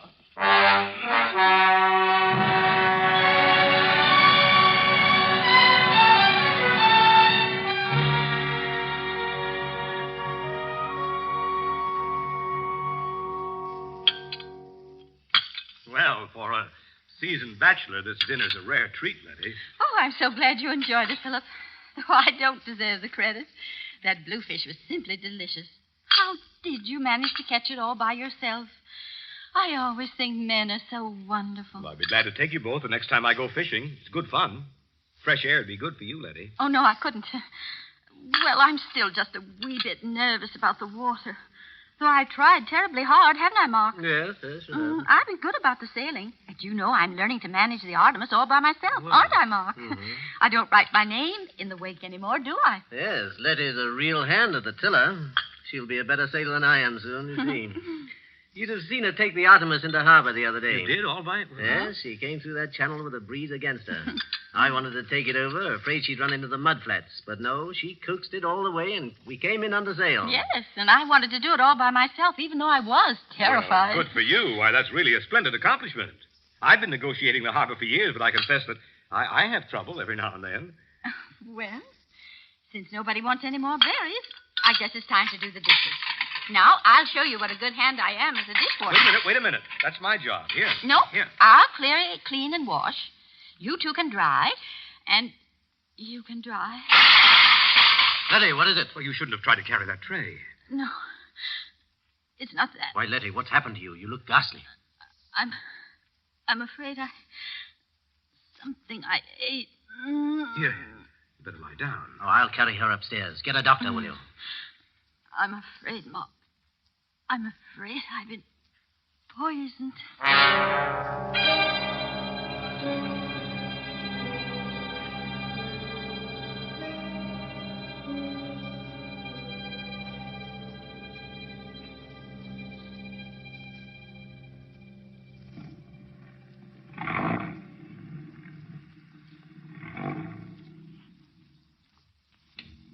But great heavens, Philip, I just can't believe it. Arsenic poisoning? Do you think Dr. Potter knows what he's talking about? I'm sure he does. Of course, we can't be sure till the tests are made, but I don't see. I don't understand. It's not very hard to understand. Letty ate arsenic. How or where she got it, we don't know, but it's not difficult to guess. But we all ate the same meal, you and I and she. Why, good Lord, Philip. Do you think we're poisoned, too? I feel perfectly all right. You appear to be comfortable. I think we'd feel it by now. But then how on earth Let's be did she... perfectly logical about it. We all ate the bluefish. Yes. I prepared it. We all had potatoes and string beans. Letty cooked those. Yes, yes. Then we all ate strawberries. You prepared them. Why... Now, the fish and the vegetables were all served in large platters, and each one of us helped ourselves. Therefore, if any poison were in the food, we'd all be sick. But the strawberries, Mark. See here, Alden, are you suggesting... Wait a minute. We're just following this through logically. The strawberries were put on the table in separate dishes. The poison could have been slipped into Letty's plate in the kitchen. Alden, you have no right to accuse me of this. Why, you're fixing up a case against me. I'm doing nothing of the sort.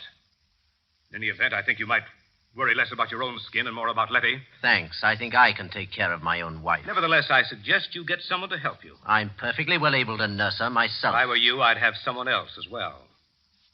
I'll send Mrs. Halstead over from town. She's an experienced practical nurse. What I've always appreciated about you, Philip, is the way you mind your own business. I'll be going now.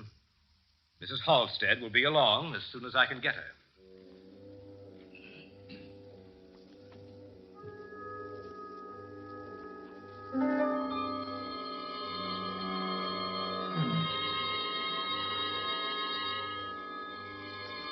When the doctor's analysis came, it was arsenic poisoning, all right. There were traces of arsenic in the sugar on Letty's dish. Letty was recovering. The dose wasn't large enough to kill her. Mrs. Halstead was installed as nurse and housekeeper. Just then, business called me to New York, where I found myself worrying about Letty. I couldn't get her out of my mind. Very well, then. But if I'm found dead... I was bothered by a few loose ends in Letty's problem. The sort of questions that would occur to a legal mind. So I decided to spend an evening in the reference room of the law library among the files, where I found out enough about Mark and Letty Taylor to send me racing back to the Cape. And I knew I had to hurry if I was to prevent a devilish murder.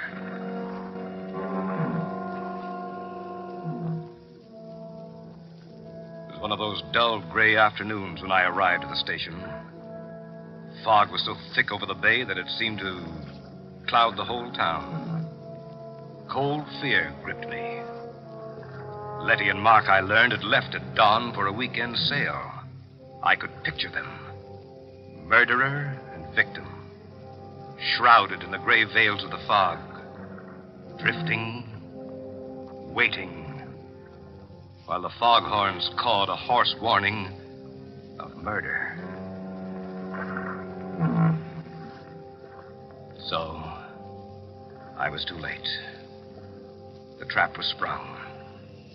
With my newly gained insight into the affairs of Letty and Mark, I could have averted the tragedy, but I was too late. Or was I? If only they hadn't really left for that sail. I took the chance.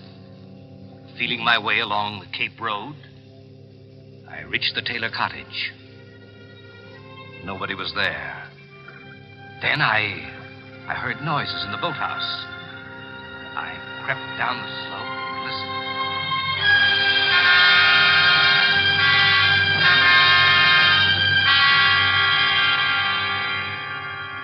Oh, Mark, you fool.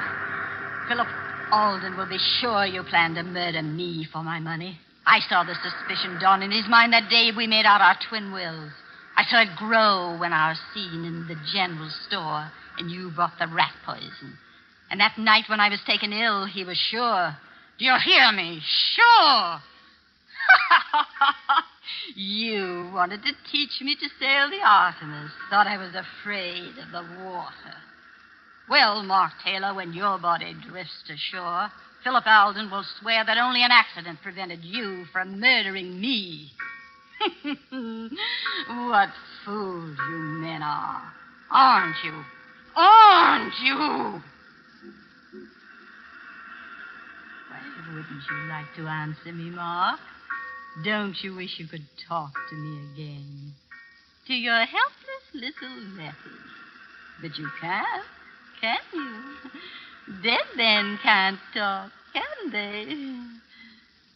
But they say that in the instant of dying, a man can understand many things. Did you understand, Mark? But how could you? You are really a stupid man, Mark. Didn't you ever wonder about my former husband and his tragic death? Didn't you ever want to know about Frank Hawthorne? He did. At the very end, he wondered about his predecessor, George Martin.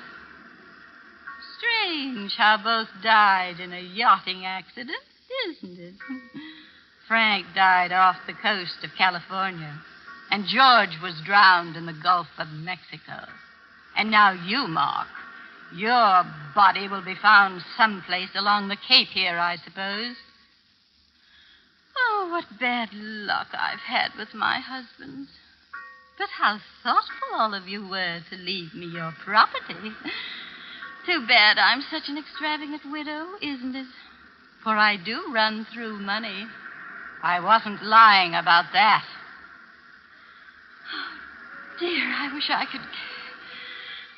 you could help me get your body to the Artemis. If only you hadn't insisted on turning back when the fog rose. I could have killed you so much more neatly. A sudden gust of wind while I was at the wheel, and the Artemis jibes, and the boom catches you, and off you go to the bottom of the sea. But now, I've got to lug you back on board and pitch you overboard somewhere. It was really inconsiderate, Mark, to make me kill you in the boathouse here.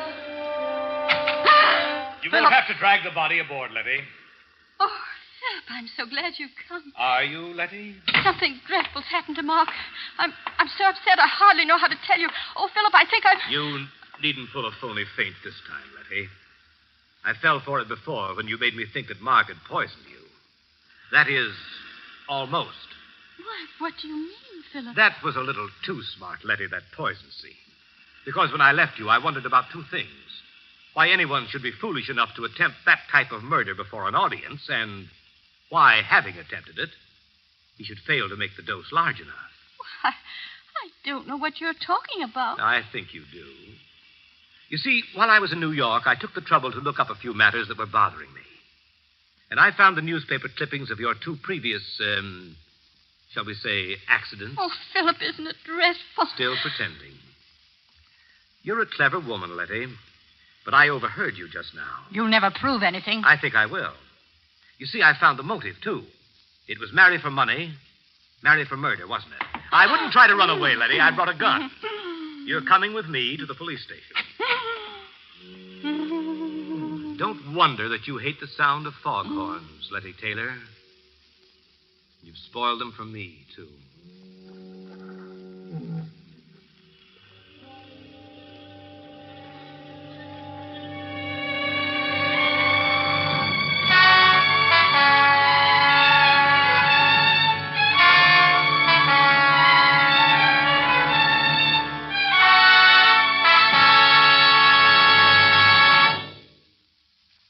And so closes Marry for Murder, starring Lillian Gish with Ray Collins and Bramwell Fletcher. Tonight's tale of suspense.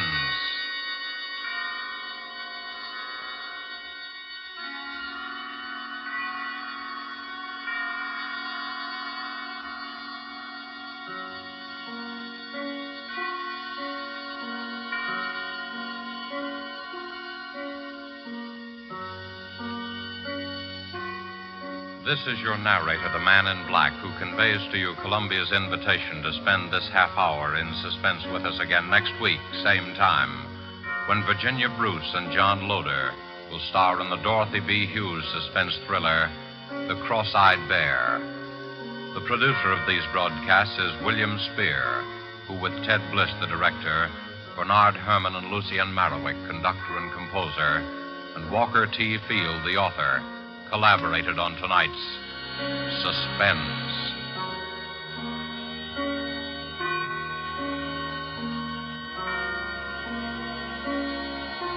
This is CBS, the Columbia Broadcasting System.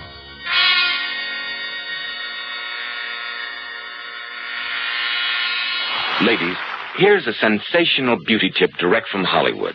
When you want your hair to look its radiant best for an important date, do this the night before. Give your hair a glamour bath with Kreml shampoo. I certainly agree with that, Mr. Bell.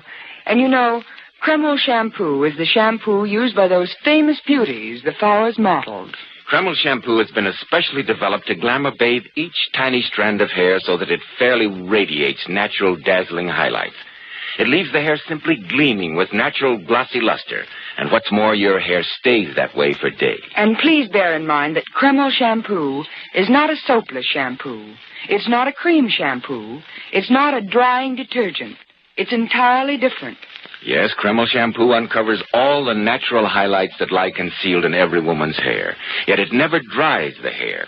In fact, Kreml shampoo has a built-in oil base which helps keep the hair from becoming dry or brittle. Kreml shampoo whips up a luxuriant, active foam, even in the hardest water. It rinses out so easily and never leaves any dull, soapy film. So, ladies, why not buy a bottle of Kreml shampoo at any drug counter and glamour bathe your hair to tantalizing loveliness? Kreml, Kreml shampoo. HOJO Radio, where the classics come alive.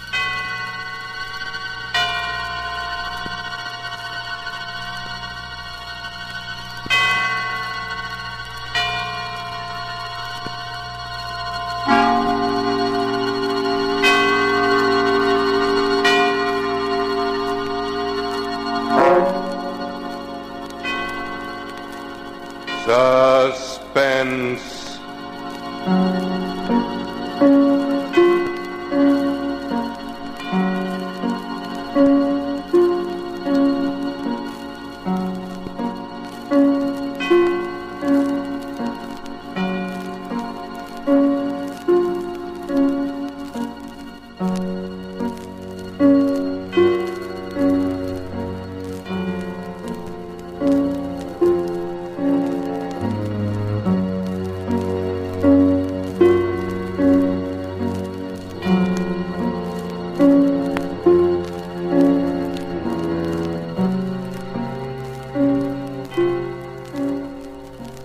For you men and women in the armed forces of the United Nations, the Special Service Division presents one of America's top spine tinglers. A radio program dedicated to the mysterious, the unusual, and sometimes the supernatural. A program of suspense. The Cross-Eyed Bear.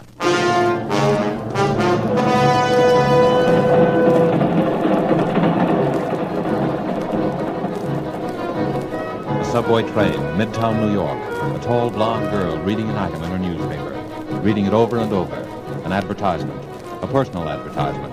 Wanted. A beautiful girl. No special training required, but must not be afraid to look upon the bright face of danger. Full wardrobe and liberal expenses, good salary. Apply in person, room 1000, the Lorenzo Hotel, East 51st Street. 51st Street.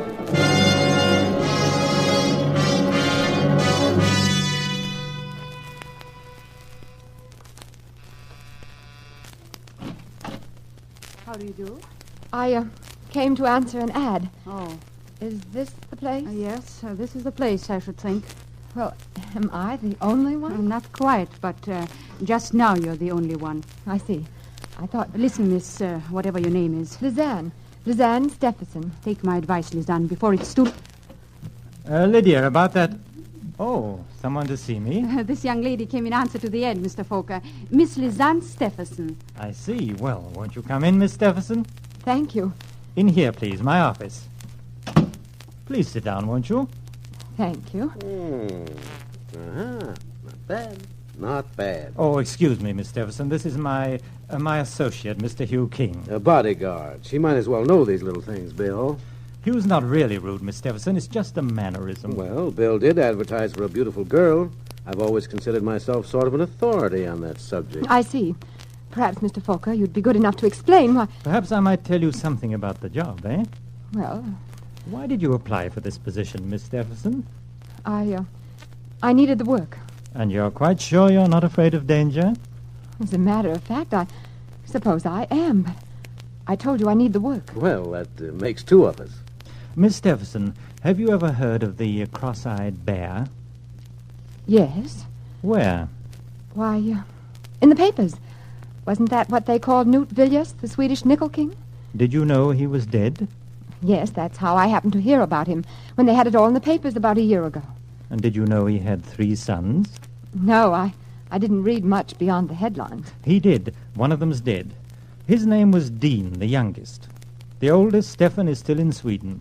The third, Lance Villiers, is where your job comes in. I see. Which she obviously doesn't. I want you to meet Lance Villiers, to get acquainted with him, win his confidence. Do you understand? I think so. We know where he is, who he is, but he won't admit it. He pretends he's a piano player named Lance Vort at Jim and Jack's nightclub. We're pretty sure that Lance Vort is actually Lars Villiers, the second son of the cross-eyed bear. Am I supposed to know why you want this done? You might as well tell her, Bill. She's in for it now, anyway. In for it? Oh, you means it seems you're hired. You are. Oh, thank you. You accept? Yes, I accept. Well, then, the background, Miss Stephenson, is this. When the cross-eyed bear, that is, old Knut Villiers, died, he left a will. The will was consciously designed to bring about the murder of at least 2 people. Murder? Yes. He left his estate, which included several important mines, divided equally among his 3 sons. He left a check for $3 million. 1 check torn in 3 pieces. 1 piece for each of his sons. And all 3 pieces must be presented together before the check is valid. A check torn in 3 pieces? Oh, sure, it's an old gag, but it's effective if you want a house divided. You see, the old bear knew that one son would eventually kill the others for their shares. And he knew which one. Stefan. The one in Sweden? Yes. But why do such a thing if he knew? Survival of the fittest, chum. The fittest to run his empire. The old boy is what is known as a rugged individualist. And because he hated all of his sons and wanted them to hate each other, they weren't even brought up together. Why, they've never even seen each other. But it seems so... Can't someone bring them together? Isn't there some way? Sure. Stefan's way. First he killed Dean, and then... Of course, there's no proof. It happened somewhere up in Vermont. But I thought you said Stefan was in Sweden. We think he is. But there are ways of doing these things. No, he's on the trail of Lance, the second brother. And that's where you come in. We want to get to him before Stefan does.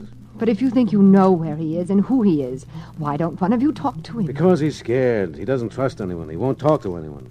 Now, maybe he'll trust you. But, Mr. King, may I ask just why you see, is neutral, and so they're scared to do anything about it officially. Now, Bill here is like one of those spies in the movies. If he gets caught, his own government is the one to throw the first stone. Besides that, my government is afraid that if Stefan gets control of the mines, he'll turn them over completely to the Germans. Yeah, Stefan's pro-Nazi, among his other virtues. Well, Miss Stephenson, will you be ready to go to work tonight? Yes, I'll be ready. I'll reserve a table at Jim and Jack's. 2, in fact, for, say, 10 o'clock. We'll meet you around the corner from the bar. I don't want Lance to see us together. I'll be there. Very well, then, Miss Stephenson. Oh, by the way, here's a little cash. You may want to buy yourself an evening dress or 2. Thank you, but... Oh, not at all. Part of the bargain. Goodbye. See you later. Heavens. It's $1,000. Well, so you got the job. Yes. You were trying to warn me about something before I went in, weren't you? It's no use now. I only hope you have better luck with it than I had. Were you... Oh, I'm so sorry. Don't be.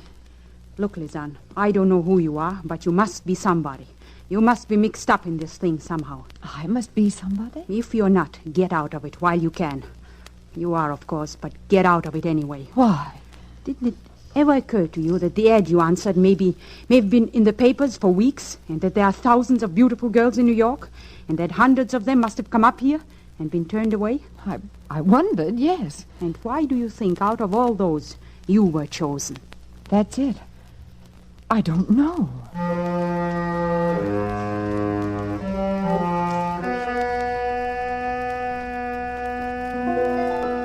Diary, October 12th.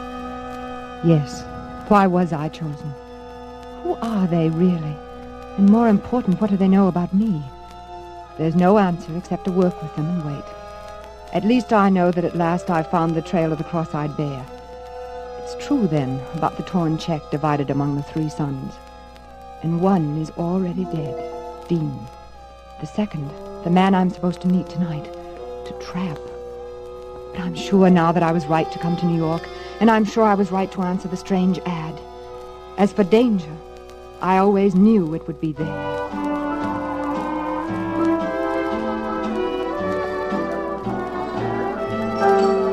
You're sure Lance hasn't come in yet, Miss Stephenson? Positive. I've asked the head waiter twice. I don't think it'd be wise to ask again. Perhaps not. Does he do this often? Stay away like this? No, that's the funny part. They say he's been at that piano every night for a year. This is the first time... Look, Lizanne. Do you mind if I call you Lizanne? No. Well, you didn't by any chance tip our friend off that people were looking for him, did you?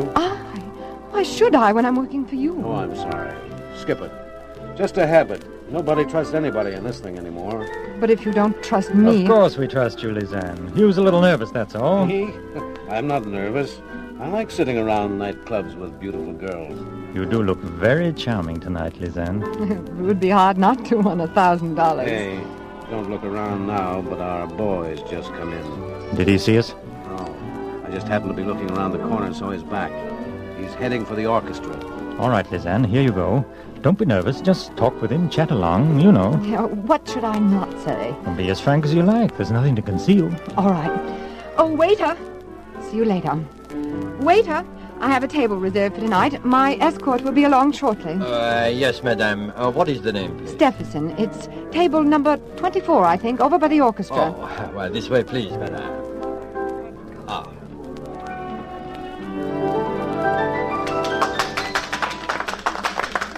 And here we are, madame. Do you wish to order now or later? I'll wait, thank you. Oh, thank you, madame. Excuse me. Yes? May I ask you a question? Why not? Won't you sit down for a minute? All right. Well? I wanted to ask your name. My name is Vaught. V-A-U-G-H-T, Vaught. And your first name? Lance. Why? It's only because you look like someone whose picture I saw in the paper once. Yeah? Don't you believe me? Why should I?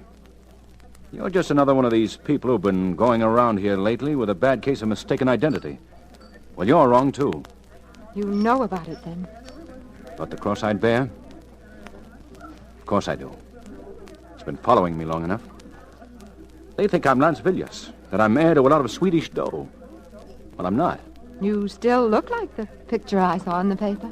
Who are you working for, Stephen? No, that's just it. Don't you see? Your life's in danger. Not as long as I keep my face shut, it isn't. Look, you must trust me. I can help you. I don't need any help. Are you sure you don't? Say, who are you working for? I noticed you ducked that one. No, I didn't. I don't have to lie. Well, who is it? His name is Bill FUNKO. I never heard of him. He's working for the Swedish government. He wants to help you, too. A lot of people seem to want to help me. Won't you talk to him? I might. Tonight? They're here at another table. They? Bill and his bodyguard, Hugh King. Well, since when do representatives of neutral governments need bodyguards? Apparently when they become involved with the cross-eyed bear. Please come.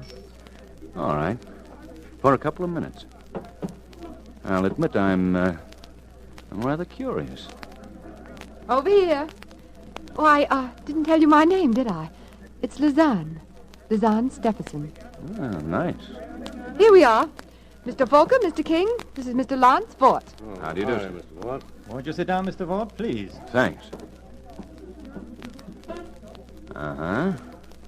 I thought perhaps I'd recognize you. Oh, yes, I've been in here several times. Pleasure or business? A little of both.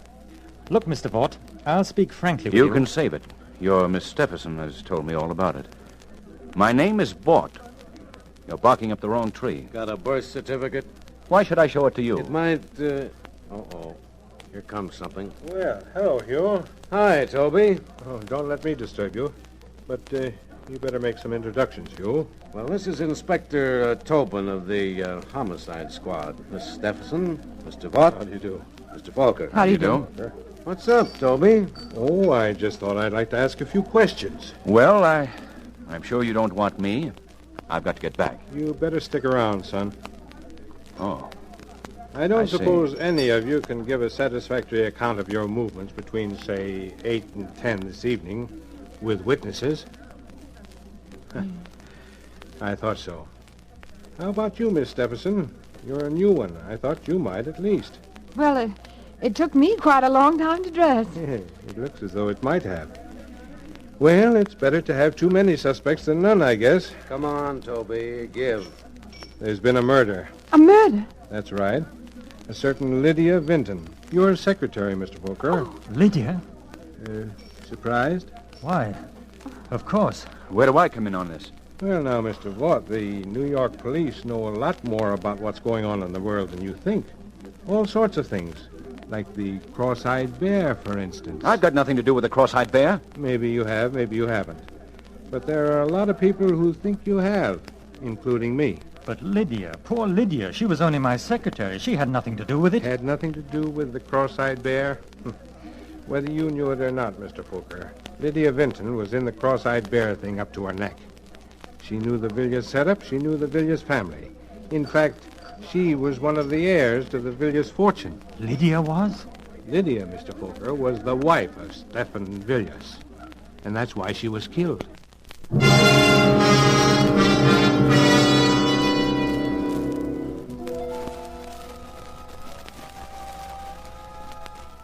October 14th. Lydia. Poor Lydia, who tried to warn me. And no wonder. Lydia was an heir to the Cross-Eyed Bear's estate. And she is dead. Dean was the youngest son and heir, and he is dead. And the next, Lance. Of course he is Lance Villiers. His disappearing is as good as signing a confession that he is Lance Villiers. He disappeared not because he was a murderer of Lydia or anyone else, but he is afraid of being murdered because he is the second son of the Cross-Eyed Bear. And that means I've got to find him before they do.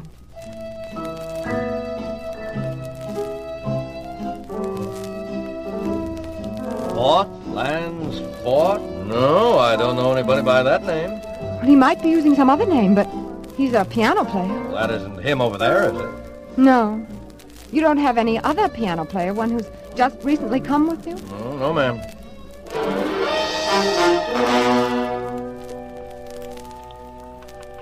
Sure, he belonged to the Musicians' Union.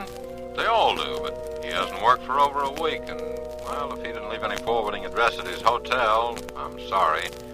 Some of these piano players are funny guys. Oh, yes. Yes, I know who you mean, all right. He used to go by this corner every evening. Oh, but that fella's wanted. You don't think you're going to find it before us cops do you? No, ma'am, I'm sorry. Nobody answering that description ever registered here.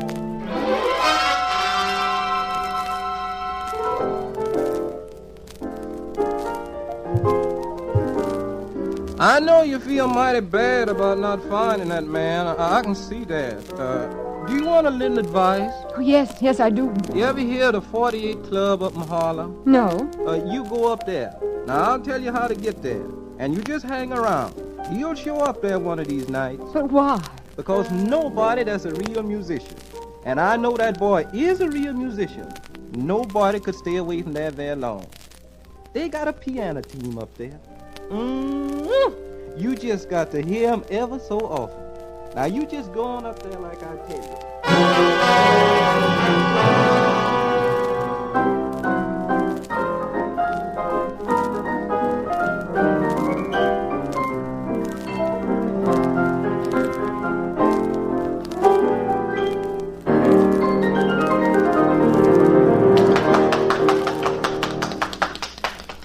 Are you sure? I think I know who you mean.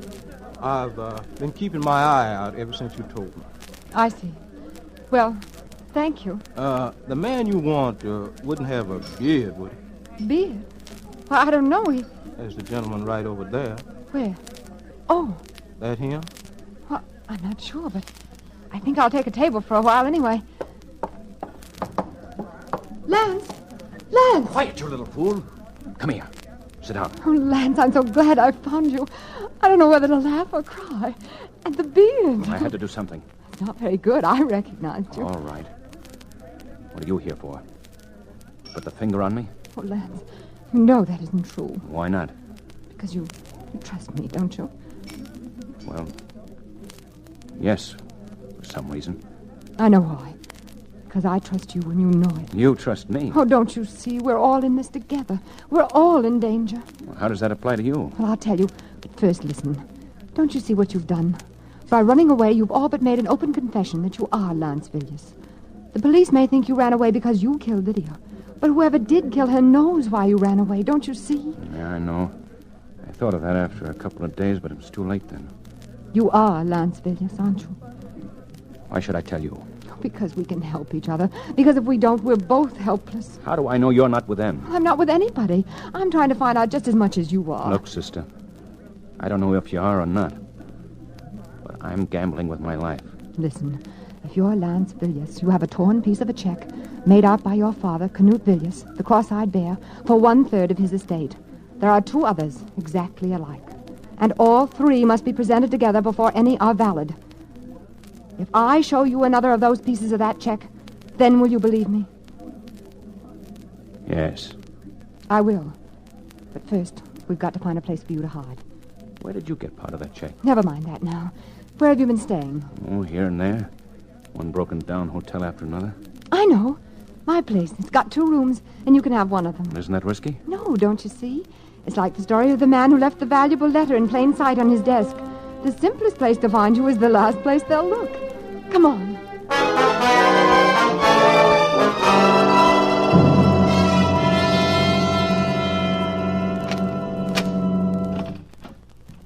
Here we are.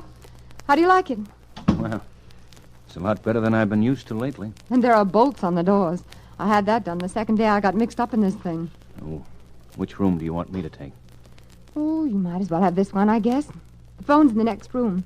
You won't want to be answering that anyway. Well, this is all right. We can work and plan here. It'll be our headquarters. We can... Well, there's the phone now. Make yourself comfortable. Why don't you try the piano? Okay. Hello? Hello? Hello, who is it? Hello, hello. That's funny. There was no... Lance! Lance! Bill, how'd you get here? What happened? You can see for yourself. You've killed him. Bill! Tobin followed me. He's right behind me. I can't help that. Come on, open up. Come in. The door's open. Where? What happened here? I don't know. I walked in and found them like that. Lovers' quarrel, I guess. Bill, what are you saying? So this is where he's been hiding out. No, no. You better take her in, Inspector. Come along, Miss Stephenson.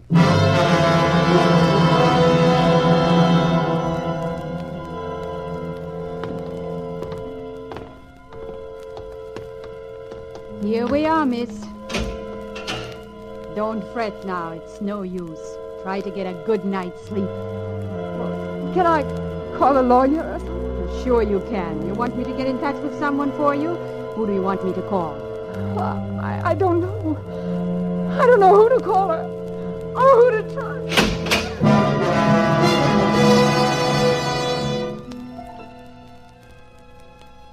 October 28th. At least they will let me write. But what? I've been such a fool. They are Stefan's agents, Bill Fokker and Hugh King, and I walked into the trap. They must have followed me, seen me locate Lance, perhaps even heard what we said. Now Lance is dead. The police believe I killed him, and they will swear to it with all the power of money, even foreign governments behind them. But worst of all, they must know who I am. They must know where the 3rd piece of the cross-eyed bear's check is. And that is why I am to be next. Dean, Lydia, Lance, and now Lizanne.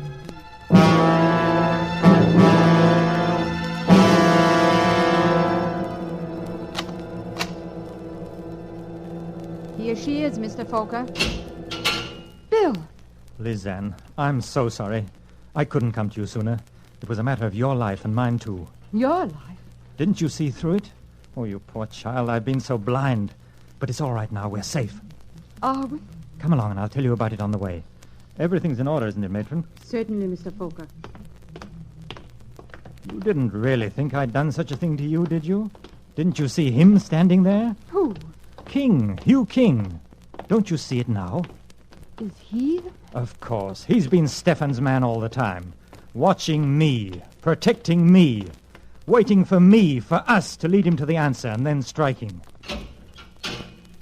This way, please, and then you can get out right through the courtyard.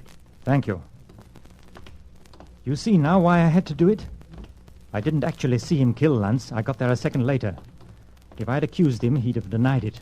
They wouldn't have arrested him for a few hours at least. And in those few hours, with the power of Stefan behind him, it would have been you and I next, Lizanne.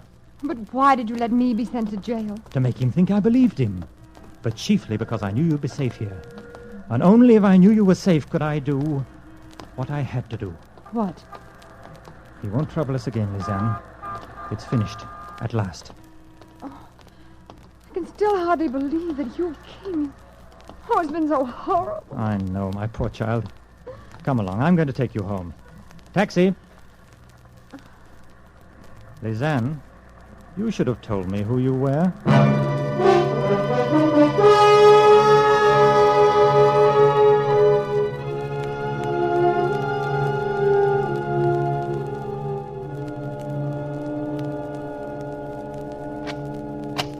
Go on in. Just relax for a while. Like a drink? No, thanks. You don't mind if I do? Of course not. As a matter of fact, there are still a few things I haven't told you about this little business of the cross-eyed bear.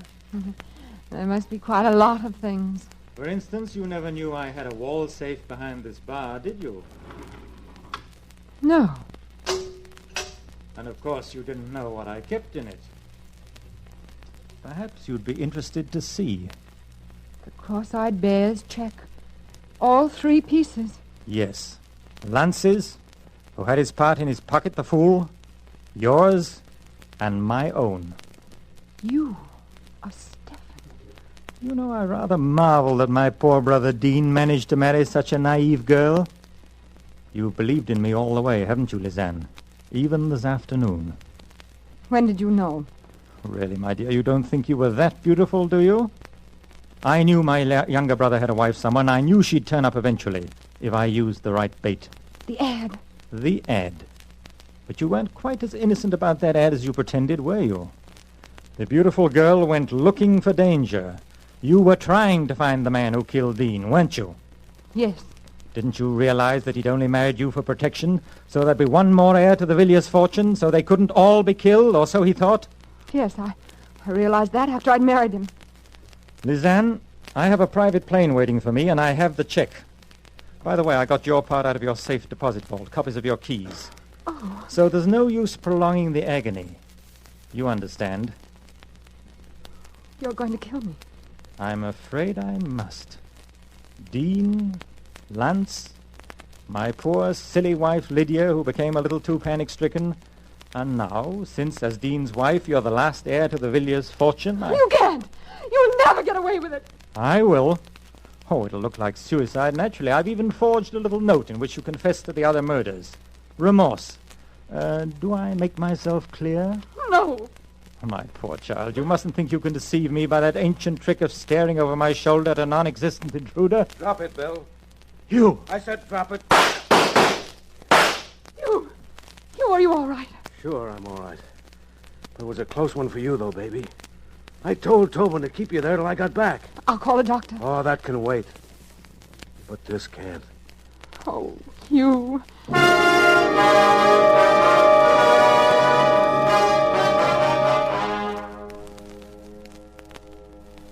November 17th. This is the end of you, diary. I'm a married woman now. And the most appropriate end I can think of is this clipping from today's Times, pasted on the last page. Stephenson King. Villiers heiress wed FBI agent Hugh King, who shadowed notorious Stephen Villiers for 6 months to break international murder mystery. By special dispensation of Justice and War Departments, couple will honeymoon in Sweden.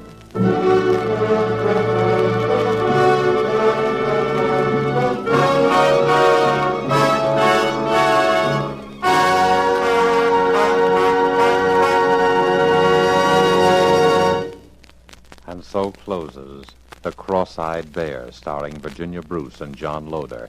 Tonight's tale of suspense.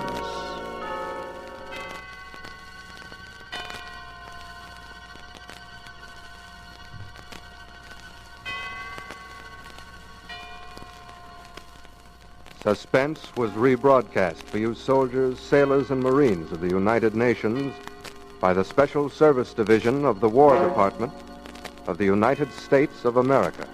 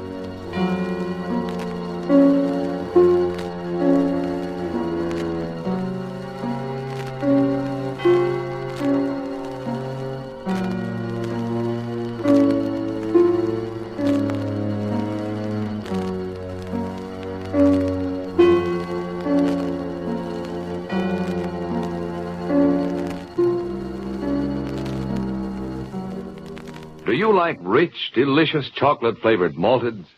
Well, you can make a malted just like that right in your own kitchen with Kraft chocolate-flavored malted milk. Just make a tasty paste of Kraft chocolate-flavored malted milk and a little milk in the bottom of a big glass. Fill the glass with chilled milk, stir it once more, and there. A Kraft malted is mighty nourishing, too, because it's filled with all the food values in milk. Get a jar of Kraft chocolate-flavored malted milk from your grocer and enjoy a Kraft malted often. Our next broadcast was a radio series of mystery and terror tales produced and directed by Jock McGregor for the Mutual Network between March 18th and September 9th of 1945. Each week after the sounding of the great gong, host Philip Clark observed that the mysteriously silent keeper of the book has opened the ponderous door to the secret vault wherein is kept the great sealed book in which is recorded all the secrets and mysteries of mankind throughout the ages. We present to you The Sealed Book on HOJO Radio. The Sealed Book.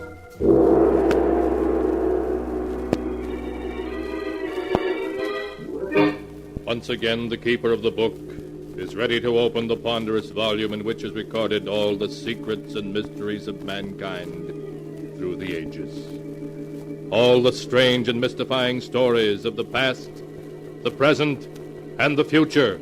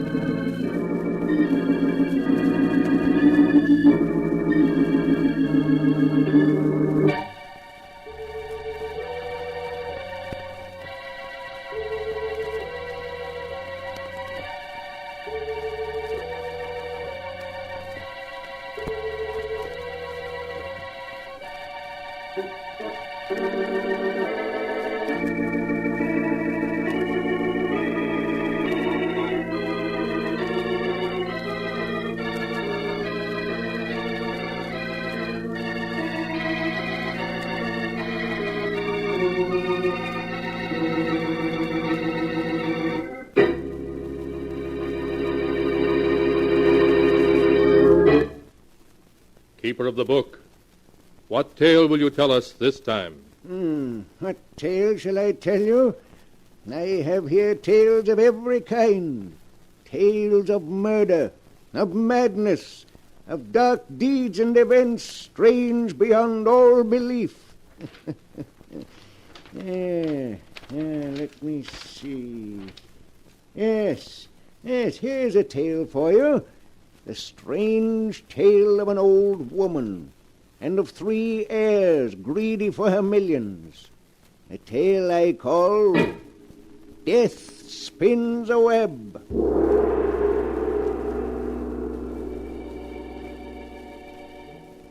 And here is the tale as it is written in the sealed book.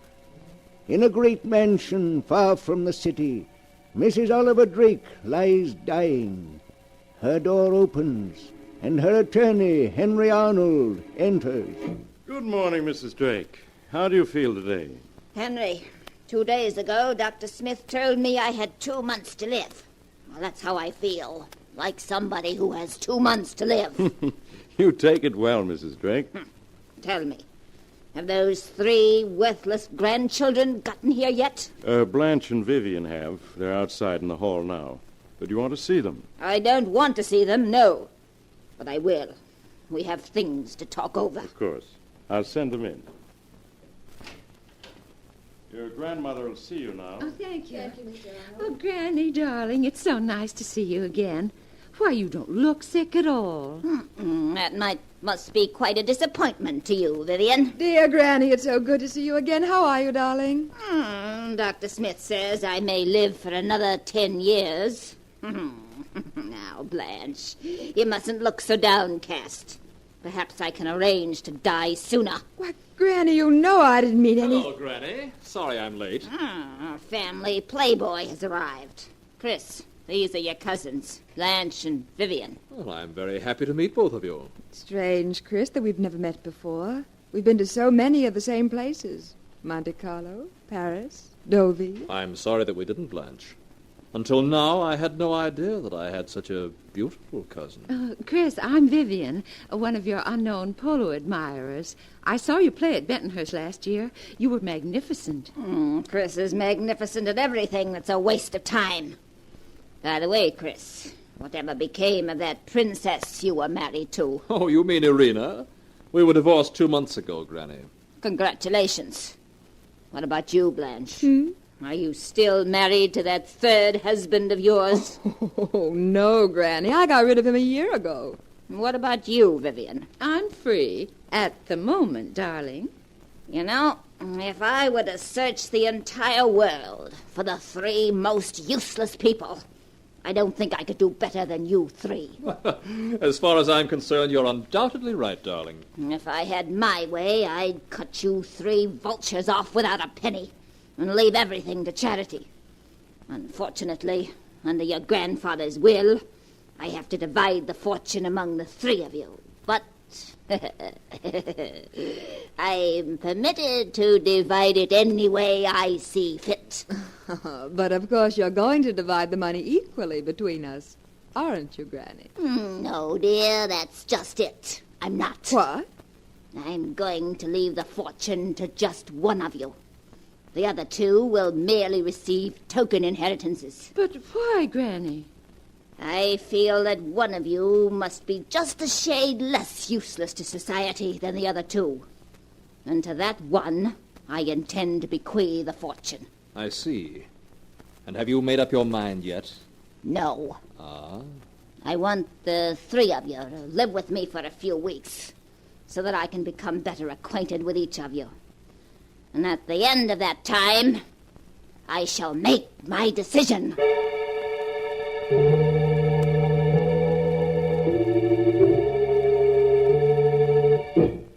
In the days that followed, Blanche, Vivian, and Chris spent a good deal of time with their grandmother. Mrs. Drake preferred to see them separately, and often, after one of the 3 had left her bedroom, there was a gleam of amusement in her eye, as though she were enjoying a private joke. Chris, meanwhile, working on a plan of his own, also saw a lot of his beautiful cousins. separately. Oh, Chris. Isn't it beautiful out here? You're very beautiful, Blanche. As beautiful as the night itself. You don't have to say that, Chris. Just because there's a full moon. It's not the moon. Darling, life hasn't been the same since I met you. The moment our eyes met, I was lost. Oh, Chris. Chris, I felt the same way. Only I didn't think you did. But I do, darling. Then you're going riding with Vivian each morning doesn't mean anything? Oh, of course not. You're the one I love, and always will. Oh, Chris. Chris, I do so want to believe you. I've been so unhappy. None of my husbands ever understood me. But I do, darling. And I love you very much. Oh. You know that now, don't you? Yes, Chris. Yes. I do.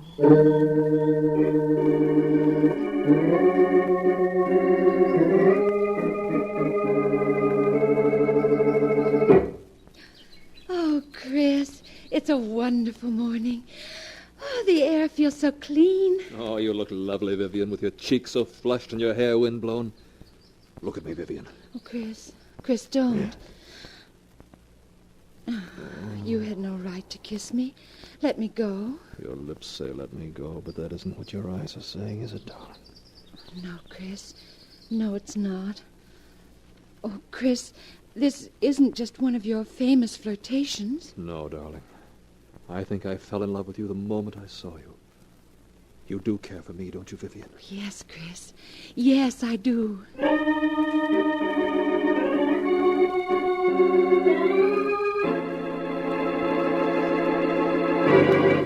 I understand you want to see me, Granny. Yes. Come over here, Chris. Well, how did you make out? What do you mean? I said, how did you make out? With Vivian, of course. So you know that I was out riding with Vivian. I know everything that goes on in this house. Vivian may not know that you took Blanche for a walk down by the lake last night, but I know. Oh, now, Granny, you're not going to give my little game away, are you? Oh, no, Chris, no. I find it very enjoyable watching an unmitigated scoundrel make love to two women at the same time. Well, after all, Granny, if you don't leave me the fortune, I have no choice but to marry whichever one of them inherits it. But they're such stupid women, Chris. You yourself are a rogue, but at least an amusing one. But those women... And that's the reason you ought to leave me the fortune, Granny. It's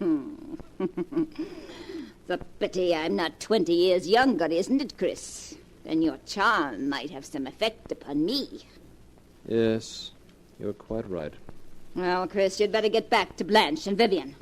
After all, one of them might be an heiress, and heiresses demand attention.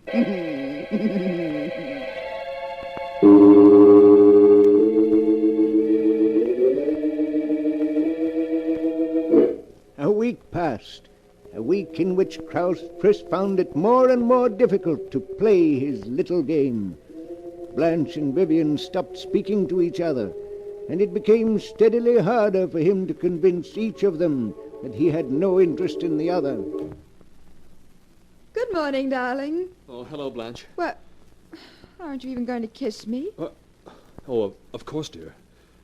Oh, Chris, I do love you so. This past week has been heavenly. Chris, you do love me, don't you? Darling, what a question. You know there couldn't be anyone for me but you. Then why do you spend so much time with Vivian? That's how I keep tabs on her. What? Well, what do you mean? Blanche, Vivian is cheating in an effort to get Granny's fortune. Cheating? How? The three of us agreed not to go see Granny unless she sent for us. Yes? Well, Vivian has already broken that agreement. Several times she sneaked into Granny's bedroom to try to influence the old lady in her favor. What? Why, that dirty double-crossing, two-timing... Chris, do you think Vivian's getting anywhere?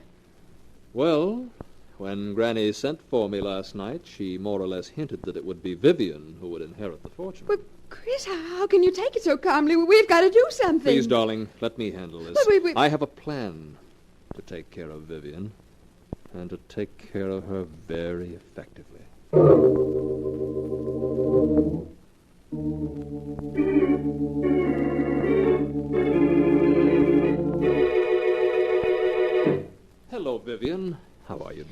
go of me, Chris. Let go. But what's wrong, darling? Aren't you afraid Blanche may be wondering where you are? Oh, so that's it. Yes, that's it. Vivian, listen to me. Whatever time I've spent with Blanche hasn't been because I wanted to. All I've been doing is protecting our interests. Protecting our interests? You may not know it, but Blanche has broken the agreement the three of us had. She's been sneaking in to see Granny behind our backs. Why, that low-down, conniving, peroxide blonde. That's the reason I've spent so much time with Blanche. To learn if Granny is being influenced by her. And is she, Chris? Blanche seems to feel certain she's going to inherit the fortune. Oh, Chris, what are we going to do? You can do as you please. After I've spent days with that hag trying to protect our interests and ensure our future happiness, you accuse me of making love to her. I didn't say that. Well, you intimated as much. Oh, please, Chris, don't be angry. I'm terribly sorry I lost my temper. Oh, please say you forgive me, darling. Please. I'll never doubt you again.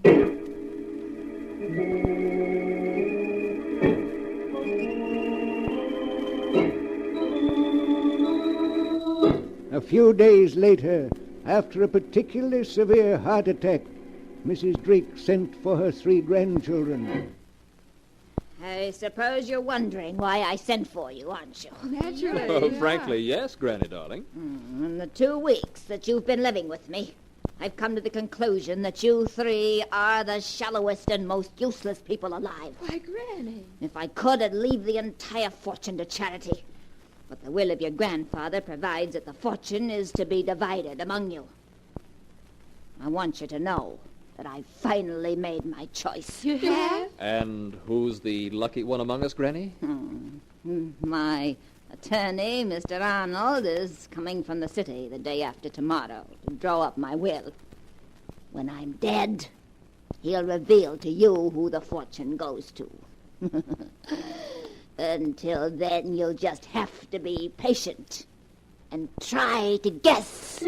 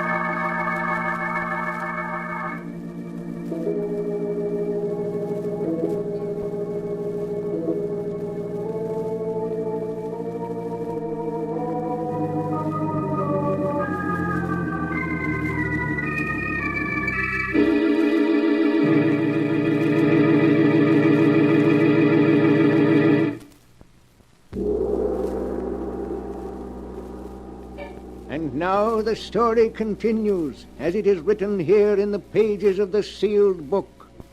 For several days, Blanche and Vivian and Chris have waited in suspense to learn their grandmother's decision as to who is to inherit her money. Then one morning, looking very upset, Chris seeks out his cousin Blanche. Blanche? Chris, well, what is it? Is anything wrong? Everything's wrong. What is it? Chris, tell me. Early this morning, Granny sent for me. I managed to wheedle out of her who the fortune is going to. You did? Oh, Chris, who's going to get it? Vivian. Vivian? Yes. We're each to receive $5,000 while she gets millions. Oh, Chris. Chris, it's not fair. Oh, shh. Don't cry, darling. I could stand the thought of losing the fortune. If it weren't that I'd lose you also. But, Chris, what are you saying? We'll always be together. Oh, darling, there's no use pretending.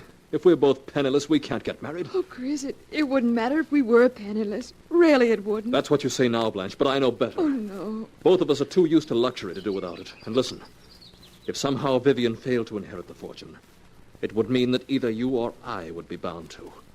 In either case, we could get married and have our chance for happiness. Yes, you're right. Oh, I hate her. I hate her. Darling, if we want our happiness, we've got to fight for it. Chris, what are you talking about? If something were to happen to Vivian, our worries would be over. Chris, you don't mean... Oh, no. Darling, the happiness of two people is more important than that of one. And we could be so happy together. I can't bear the thought of giving you up. Oh, Chris. But murder... We'll be caught. Not if we're clever, darling. Now listen. This afternoon, suggest to Vivian that the two of you take the canoe and paddle to the other end of the lake.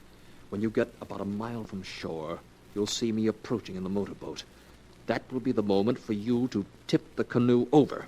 Tip the canoe over? Yes. Then I'll pick you up and bring you back to the dock. As for Vivian, it was a simple case of drowning. By the time I reached the overturned canoe, she had gone under. You were the only survivor. Oh, Chris, I'm so frightened. Well, will you do it? Yes. I'll do it. If you want me to.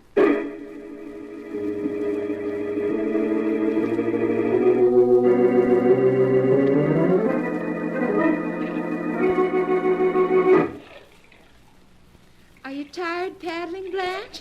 No, Vivian. The lake is certainly deserted today, isn't it? It always is this time of the year. Ooh, but that water's cold. Oh, I hear a motorboat. Oh, look, it's Chris. He's coming after us. Hello, you two. Who wants a lift? Let's just ignore him, Vivian. All right. We'll pretend he isn't there. He expects us to admit we're tired. Shall we change places? I'm tired of paddling in the stern. All right, if you like. But be careful. These canoes tip very easily. Yes, I know. Now you work your way slowly toward the stern while I make for the bow. Okay. Now, we have to slide past each other. This is a tricky part to changing places in a canoe. Blanche, look out. You're rocking the canoe. Oh, I can't help it. Look out. We're going over. Hey, what happened to you two? Chris, pick me up. Come over here and I'll help you into the boat. Chris, where are you? Here I am, Vivian. Chris, it's 30 yards to the boat. I can't swim that far. Chris, pick me up. My clothes are dragging me under. Swim to the boat and I'll pick you up. Oh, Chris, don't let me drown. Chris! Chris! It's only another 20 yards, Blanche. Oh, Chris, my clothes, they're so heavy. I'm getting so tired. Just a few more yards, darling. A few more yards. I couldn't swim beyond that if my life depended on it. I'm afraid you may have to, darling. Chris! Chris, come back! Chris, don't let me drown! Chris! Chris, no!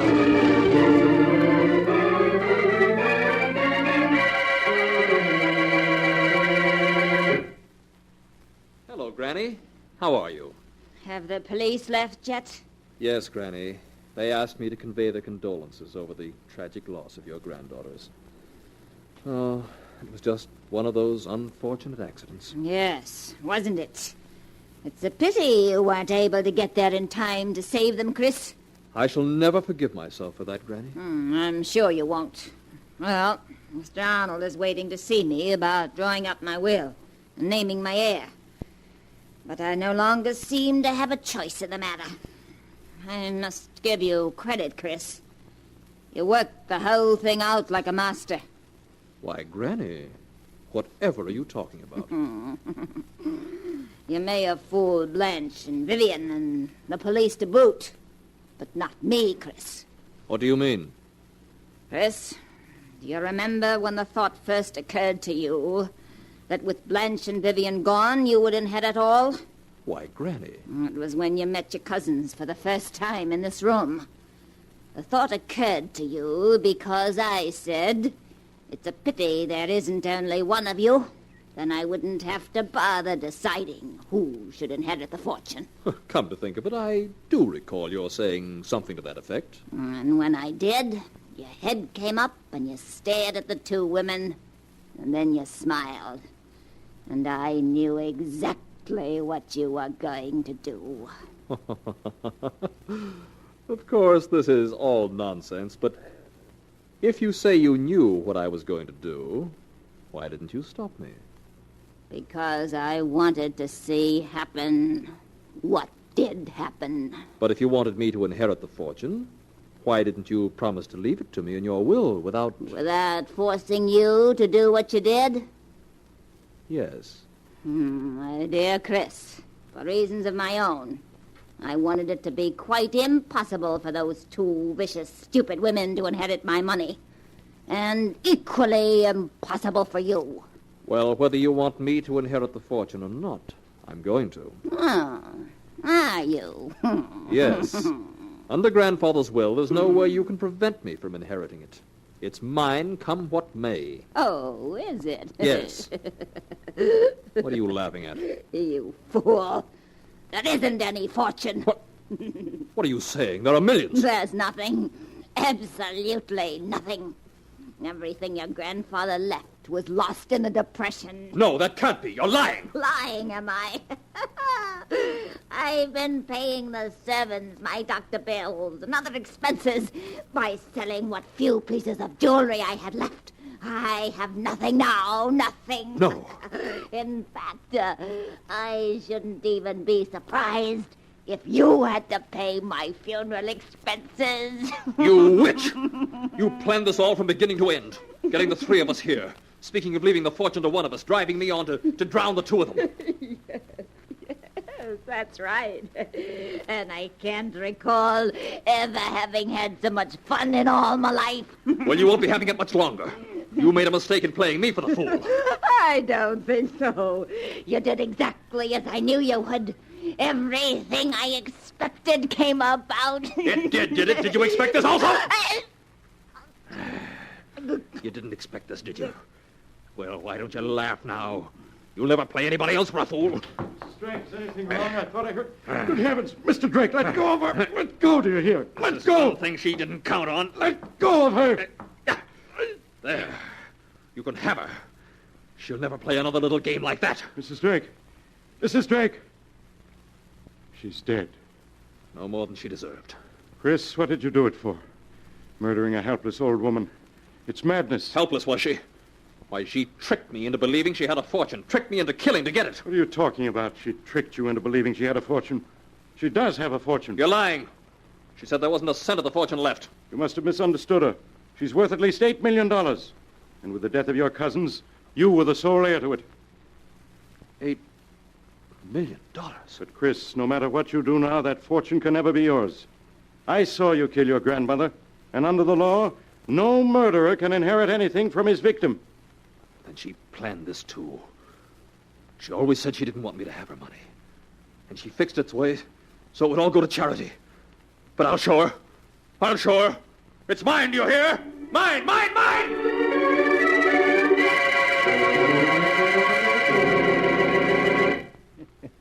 So in the end, old Mrs. Drake defeated her 3 greedy grandchildren after all. But what a strange way to disinherit anybody. It looks as if murder ran in the family, doesn't it? But the sound of the great gong tells me it's time to close the sealed book again. One moment, keeper of the book. What story will you tell us next time? Next time? Would you prefer a murder or a tale of the supernatural? Remember, I have all the stories that ever happened here and all that have yet to come to pass. But I'll find one for you in just a moment.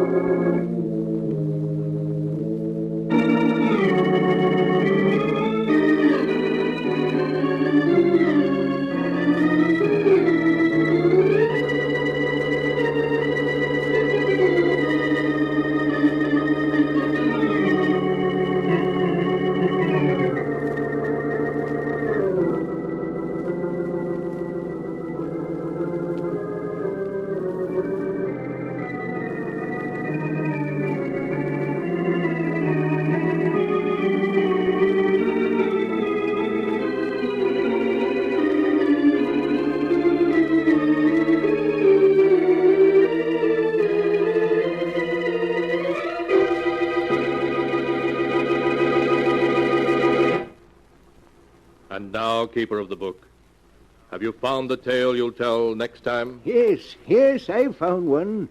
It's the story about a girl who goes to live on an island, a very strange island, where the dead walk by night and weird voices sound in the wind. I call the story Devil Island. But if you really want to appeal to his better nature, see that he winds up every meal with a good big cup of satisfying Lipton tea.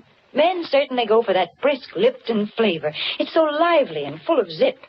So make a note right now to ask your grocer for Lipton tea tomorrow morning. Once you taste full-bodied Lipton tea, you'll know why you find Lipton tea in more teacups than any other brand of tea in the world. For Lipton is tea at its delicious best. Start enjoying it real soon. Get the tea with brisk flavor. Get Lipton tea. Keep it tuned right here to HOJO Radio for more classic old-time radio. The sealed book.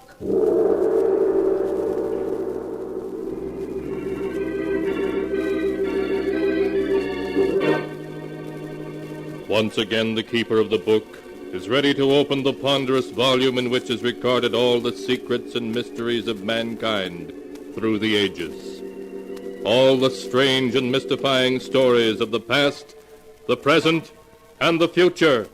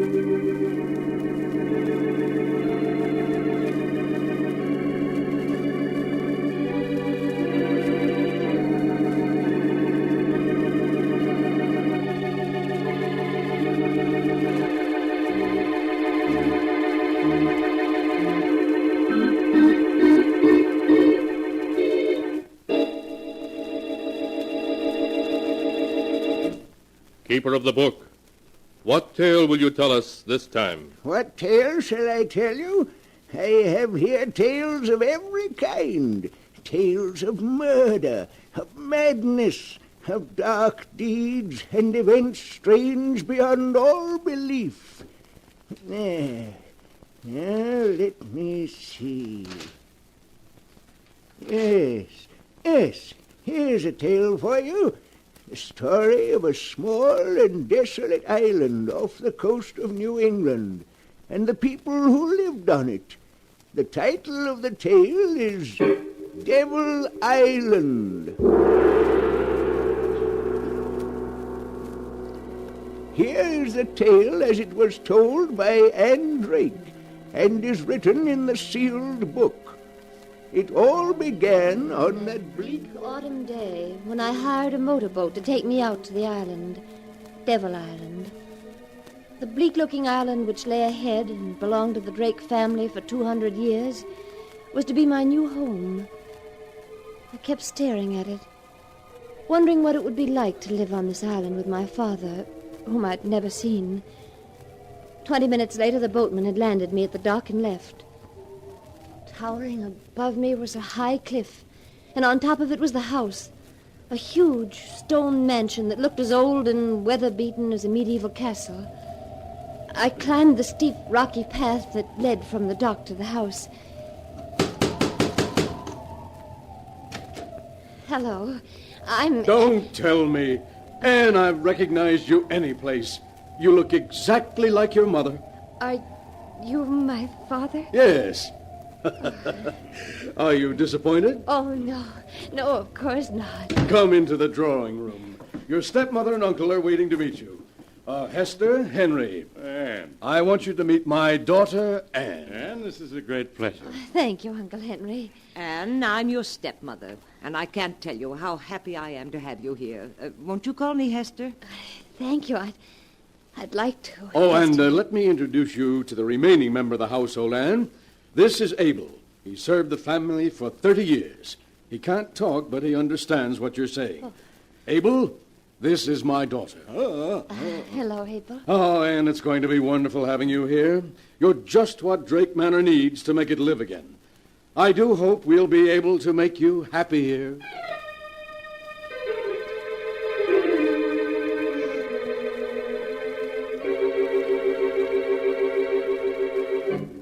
The weeks slipped by, and I was happy.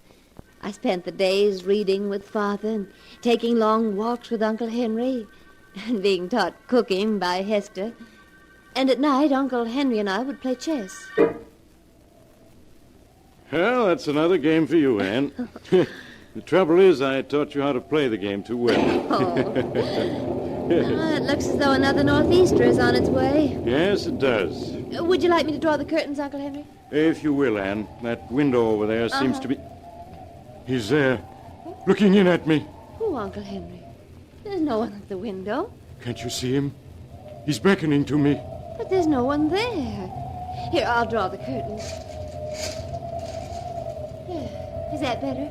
He can't see me now, but he's still out there, waiting for me. Who is? Your uncle, Richard. Uncle Richard? But he's been dead for 15 years. Yes, I know. And now he's come for me. No, Uncle Henry, you only imagined you saw him. Perhaps the same thing is happening to me that happened to the others.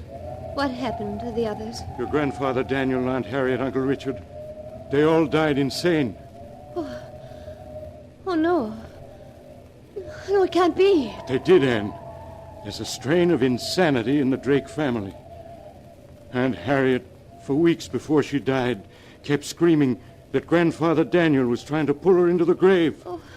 And Uncle Richard, he died crying out that Aunt Harriet was at the window calling him.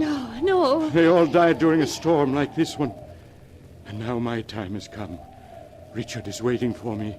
I'll be the next of the Drakes to die. Please, Uncle Henry, you mustn't say things like that. Oh, Anne, I'm so afraid of insanity, of dying. Uncle Henry, I'll spend all of my time with you now. We'll end this nightmare you're living in. The only end to it will be death.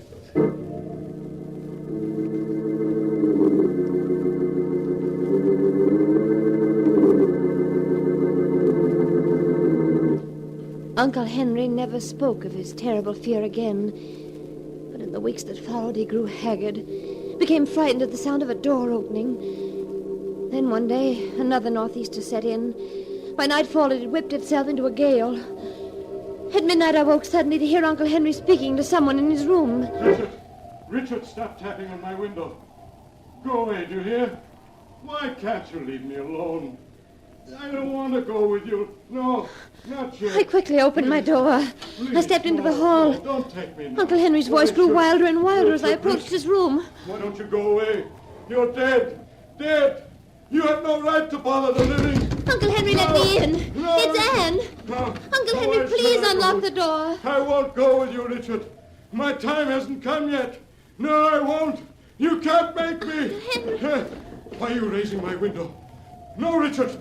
Don't come in. Stay away from me. Uncle Henry. Uncle Henry. Anne, what is it? What's wrong? Oh, Father, do something. It's Uncle Henry. He was screaming and now he... Come here, dear. Hush now, hush. No. The door's locked. I'll have to break it down.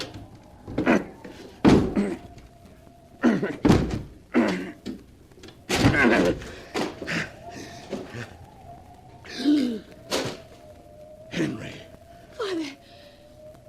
Father, is he... Yes. Yes, Anne. He's dead.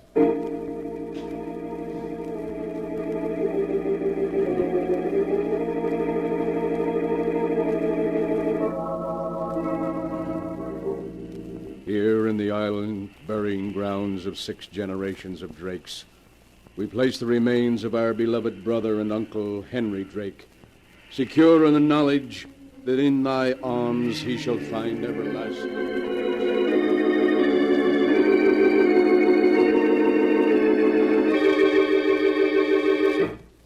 Ah, dear.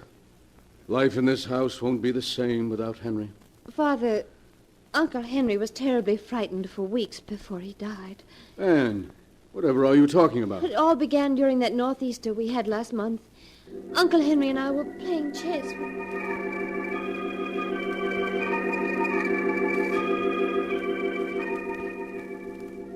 But Anne, why didn't Henry tell me about those hallucinations he was having? He didn't want to worry you. Father, did Aunt Harriet, Uncle Richard, and your father die insane? Oh, Anne, Henry should never have told you about them. Promise me you won't worry about our hereditary trouble. I'll try not to, Father.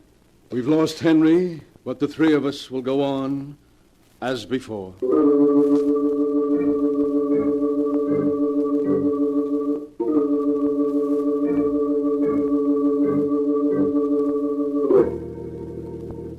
The 3 of us tried to go on as before, but an unspoken fear had crept into our lives. Often I turned to find Father and Hester watching me anxiously. Then a month after Uncle Henry's death, another storm lashed the island. I'll be glad when this storm blows over.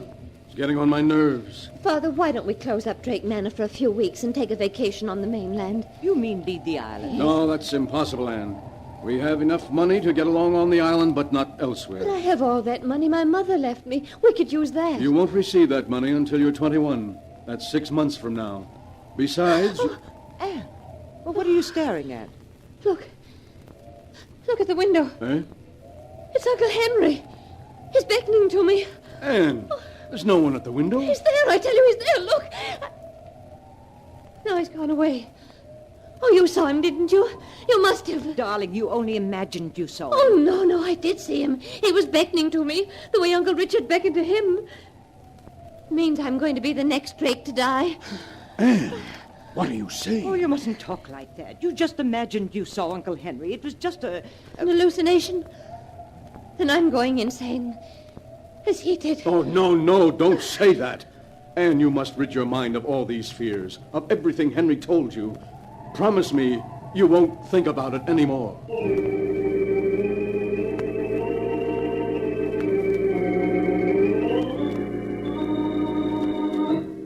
But that was a promise I couldn't keep. At night I'd lie in the darkness of my room, thinking of everything that had happened, listening to the night noises. And one night I heard footsteps above me in the tower. That limp. Oh, that unmistakable limp. It was Uncle Henry in the tower. There was an icy coldness about the house as I climbed the steps to the tower. I opened the door. The tower was in complete darkness. But by a window, his face ghost-like in the moonlight, stood Uncle Henry.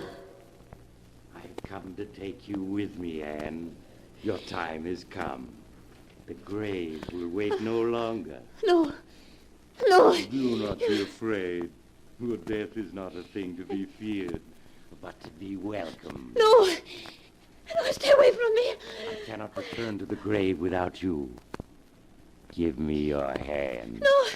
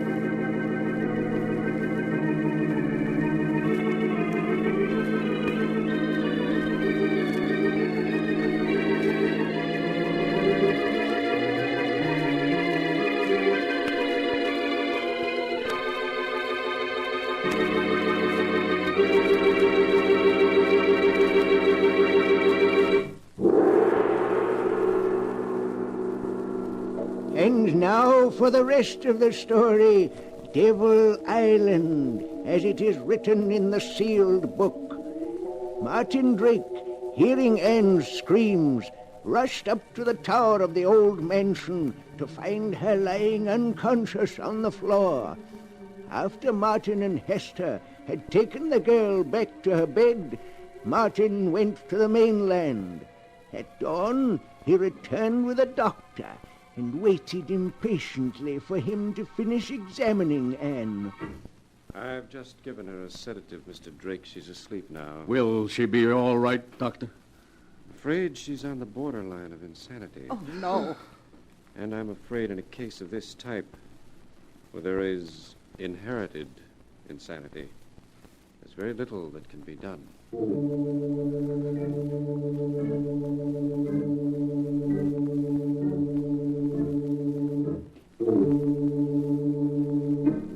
Well, sleepyhead, it's about time you were waking up.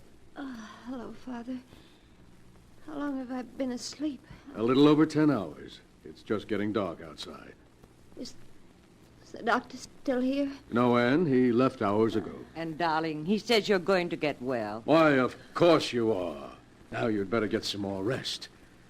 Good night, darling.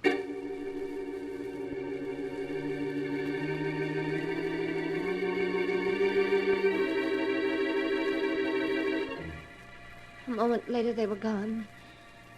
I was alone again. Alone in the dark. And all I could think of was... I was going insane. Perhaps I was already mad. The hours passed. The very stillness of the house made my heart pound in my ears. And then... the stillness was broken. That limp again. It was Uncle Henry in the tower.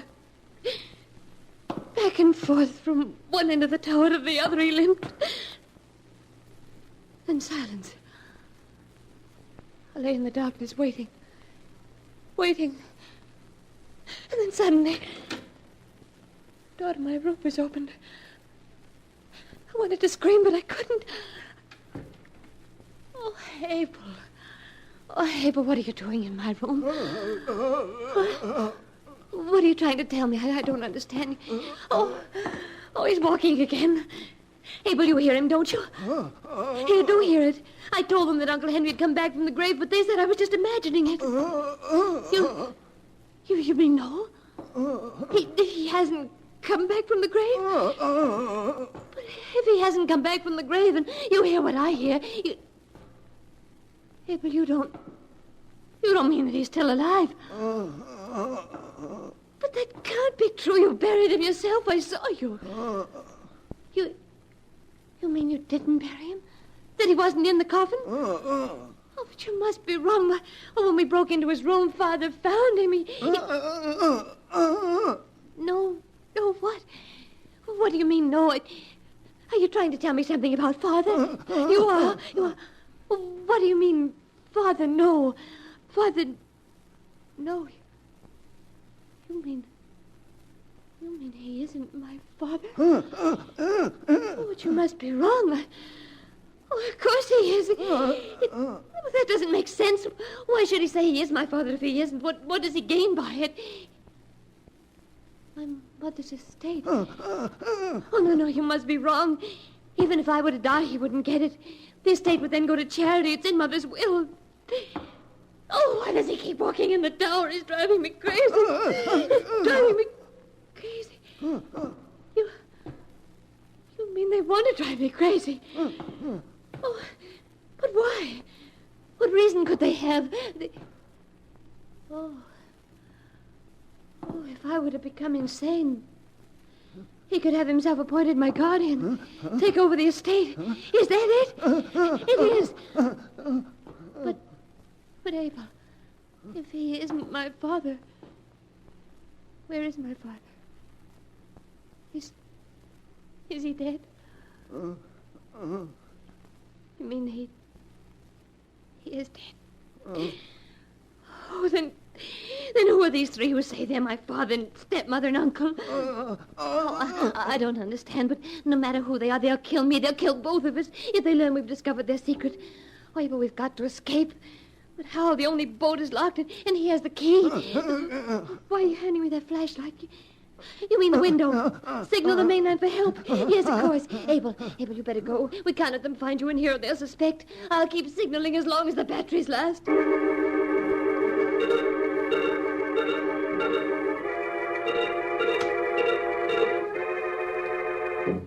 Oh, I can't keep signaling much longer. But now... Andy, what are you doing out of bed? And with that flashlight? Nothing at all. You weren't signaling someone on the mainland, were you? Oh, no. No, I just had the flashlight in case someone came in the room. Oh, why, you're trembling as though you were frightened. You're not afraid of your own father, are you, dear? Oh, no. No, of course not. Now, no more walking around. I want you to get some sleep. Good night, dear.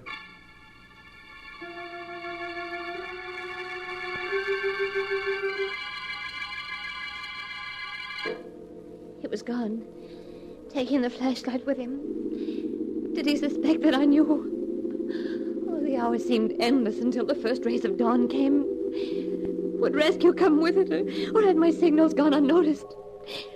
After I dressed, I went to the window, and then I saw it. A strange launch tied up at the dock. Suddenly frightened lest the callers leave before I could speak to them, I rushed out of the room. As I ran down the stairs, I could hear voices in the drawing room. Well, Sheriff, if Dr. Arnold has spoken to you about my daughter's mental condition, I'm quite sure you'll understand Sheriff, don't listen to him. He isn't my father. What was that, miss? I tell you, he's not my father. He's an imposter, and so is she. Oh, Martin, she's having another one of her spells. Now, please, Hester. They're acting, I tell you. The moment I set foot on the island, they began their plan to drive me insane. First, they gained my love and trust. Then they had Uncle Henry confide to me his fears. And when Uncle Henry was found dead, they told me that... Who says I'm dead? You... I've never felt better. Oh, Sheriff, allow me to introduce my brother, Henry. Well, Miss Drake, your Uncle Henry doesn't look very dead. He wasn't. They just pretended he was. They even buried an empty coffin to make me think I was attending his funeral. I really think you should take Anne up to her room, Hester. She needs rest. Oh, Sheriff, they're lying, the three of them. Have you any proof, Miss Drake? Yes, Abel will tell you. He knows. I'm afraid that Abel can't tell you anything, dear. The poor chap fell off Devil's Cliff into the sea early this morning. Oh, you pushed him off the cliff so that he couldn't talk. Martin, the excitement's too much for her. She's getting worse. Sorry to trouble you, Mr. Drake, but it was my duty to investigate those signals. Oh, Sheriff, you can't leave me here or they will drive me insane. I assure you, Sheriff, she'll be given the very best of care. We have a specialist coming to see her next week. Oh, no, Sheriff, wait. Wait, please. Now, Miss Drake, I think you'd better stop. No, wait. I just want to show you this gold locket. Look, I'll open it. Do you see what's inscribed in it? Yes. For my daughter, in commemoration of her 5th birthday. What are you driving at, Miss Drake? If that man's my father, as he claims he is, ask him what my middle name is. It's inscribed in the locket. Well, just to humor her, Mr. Drake, what is her middle name? Her middle name? Well, frankly, Sheriff, I seem to have forgotten. Oh, he hasn't forgotten it, Sheriff. He never knew it. He isn't my father. Kind of strange you're not knowing your own daughter's middle name. Well, it's just that, I have an awful memory for names. So have I, but I know my kid's middle name. There's something peculiar about all this. I think you three and the girl better come with me to the mainland. What for? So I can do a little checking. If you're Martin Drake, as you say you are, there must be someone on the mainland who can identify you. Now, see here, Sheriff, this is ridiculous. Just because... I said you're going to the mainland with me. Well, I always said you were the weak link in the chain, Gerald. Shut up, you fool. It's no use, Gerald. The game is up. The trip to the mainland is more than we can stand. You just have to look at Hester's face to see that she agrees. Who are you folks? We're actors. Things having become difficult a few years ago, we accepted employment on this island from Mr. Drake. When he died, I thought of this little scheme. It really was a perfect plan, until this fool slipped up on the girl's middle name. By the way, what is her middle name? Why, according to this locket, she hasn't one. It's just inscribed to Anne.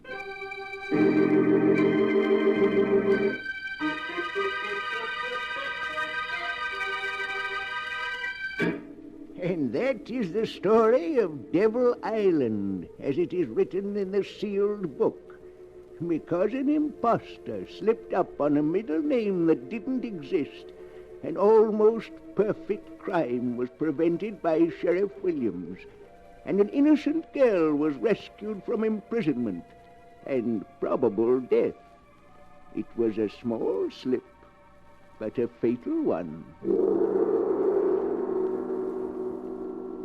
But the sound of the great gong tells me I must close the sealed book once again. One moment, keeper of the book. What story will you tell us next time? Next time? Are you sure you want to know? Perhaps my next story may be about you. For I have here all the stories that ever happened, and many that have yet to come to pass. But I'll find one for you in just a moment.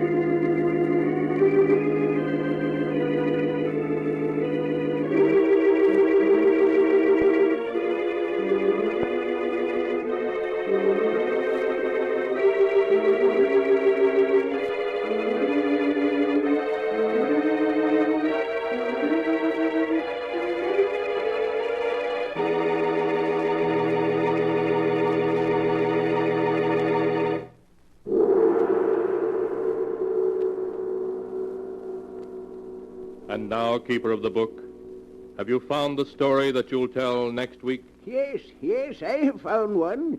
It's the story of two helpless old ladies in fear of their lives and the desperate measures to which they were driven in order to save themselves. The title of the tale is Escape by Death.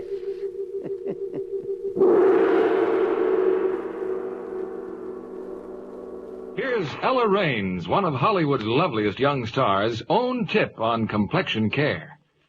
I never skip my Lux Soap facials a single day, she says. They're so quick and easy. I just cream the rich Lux lather well into my skin. Rinse with warm water, then a quick splash of stimulating cold. I pat to dry with a soft towel. Now my skin feels so satin smooth and soft. Try this simple care Ella Raines recommends. It's so easy to be Lux lovely. Lux Soap has active lather, you know, that really makes skin lovelier. That's why 9 out of 10 screen stars use fragrant white Lux toilet soap regularly. Thanks for listening to HOJO Radio. We'll be back again very soon.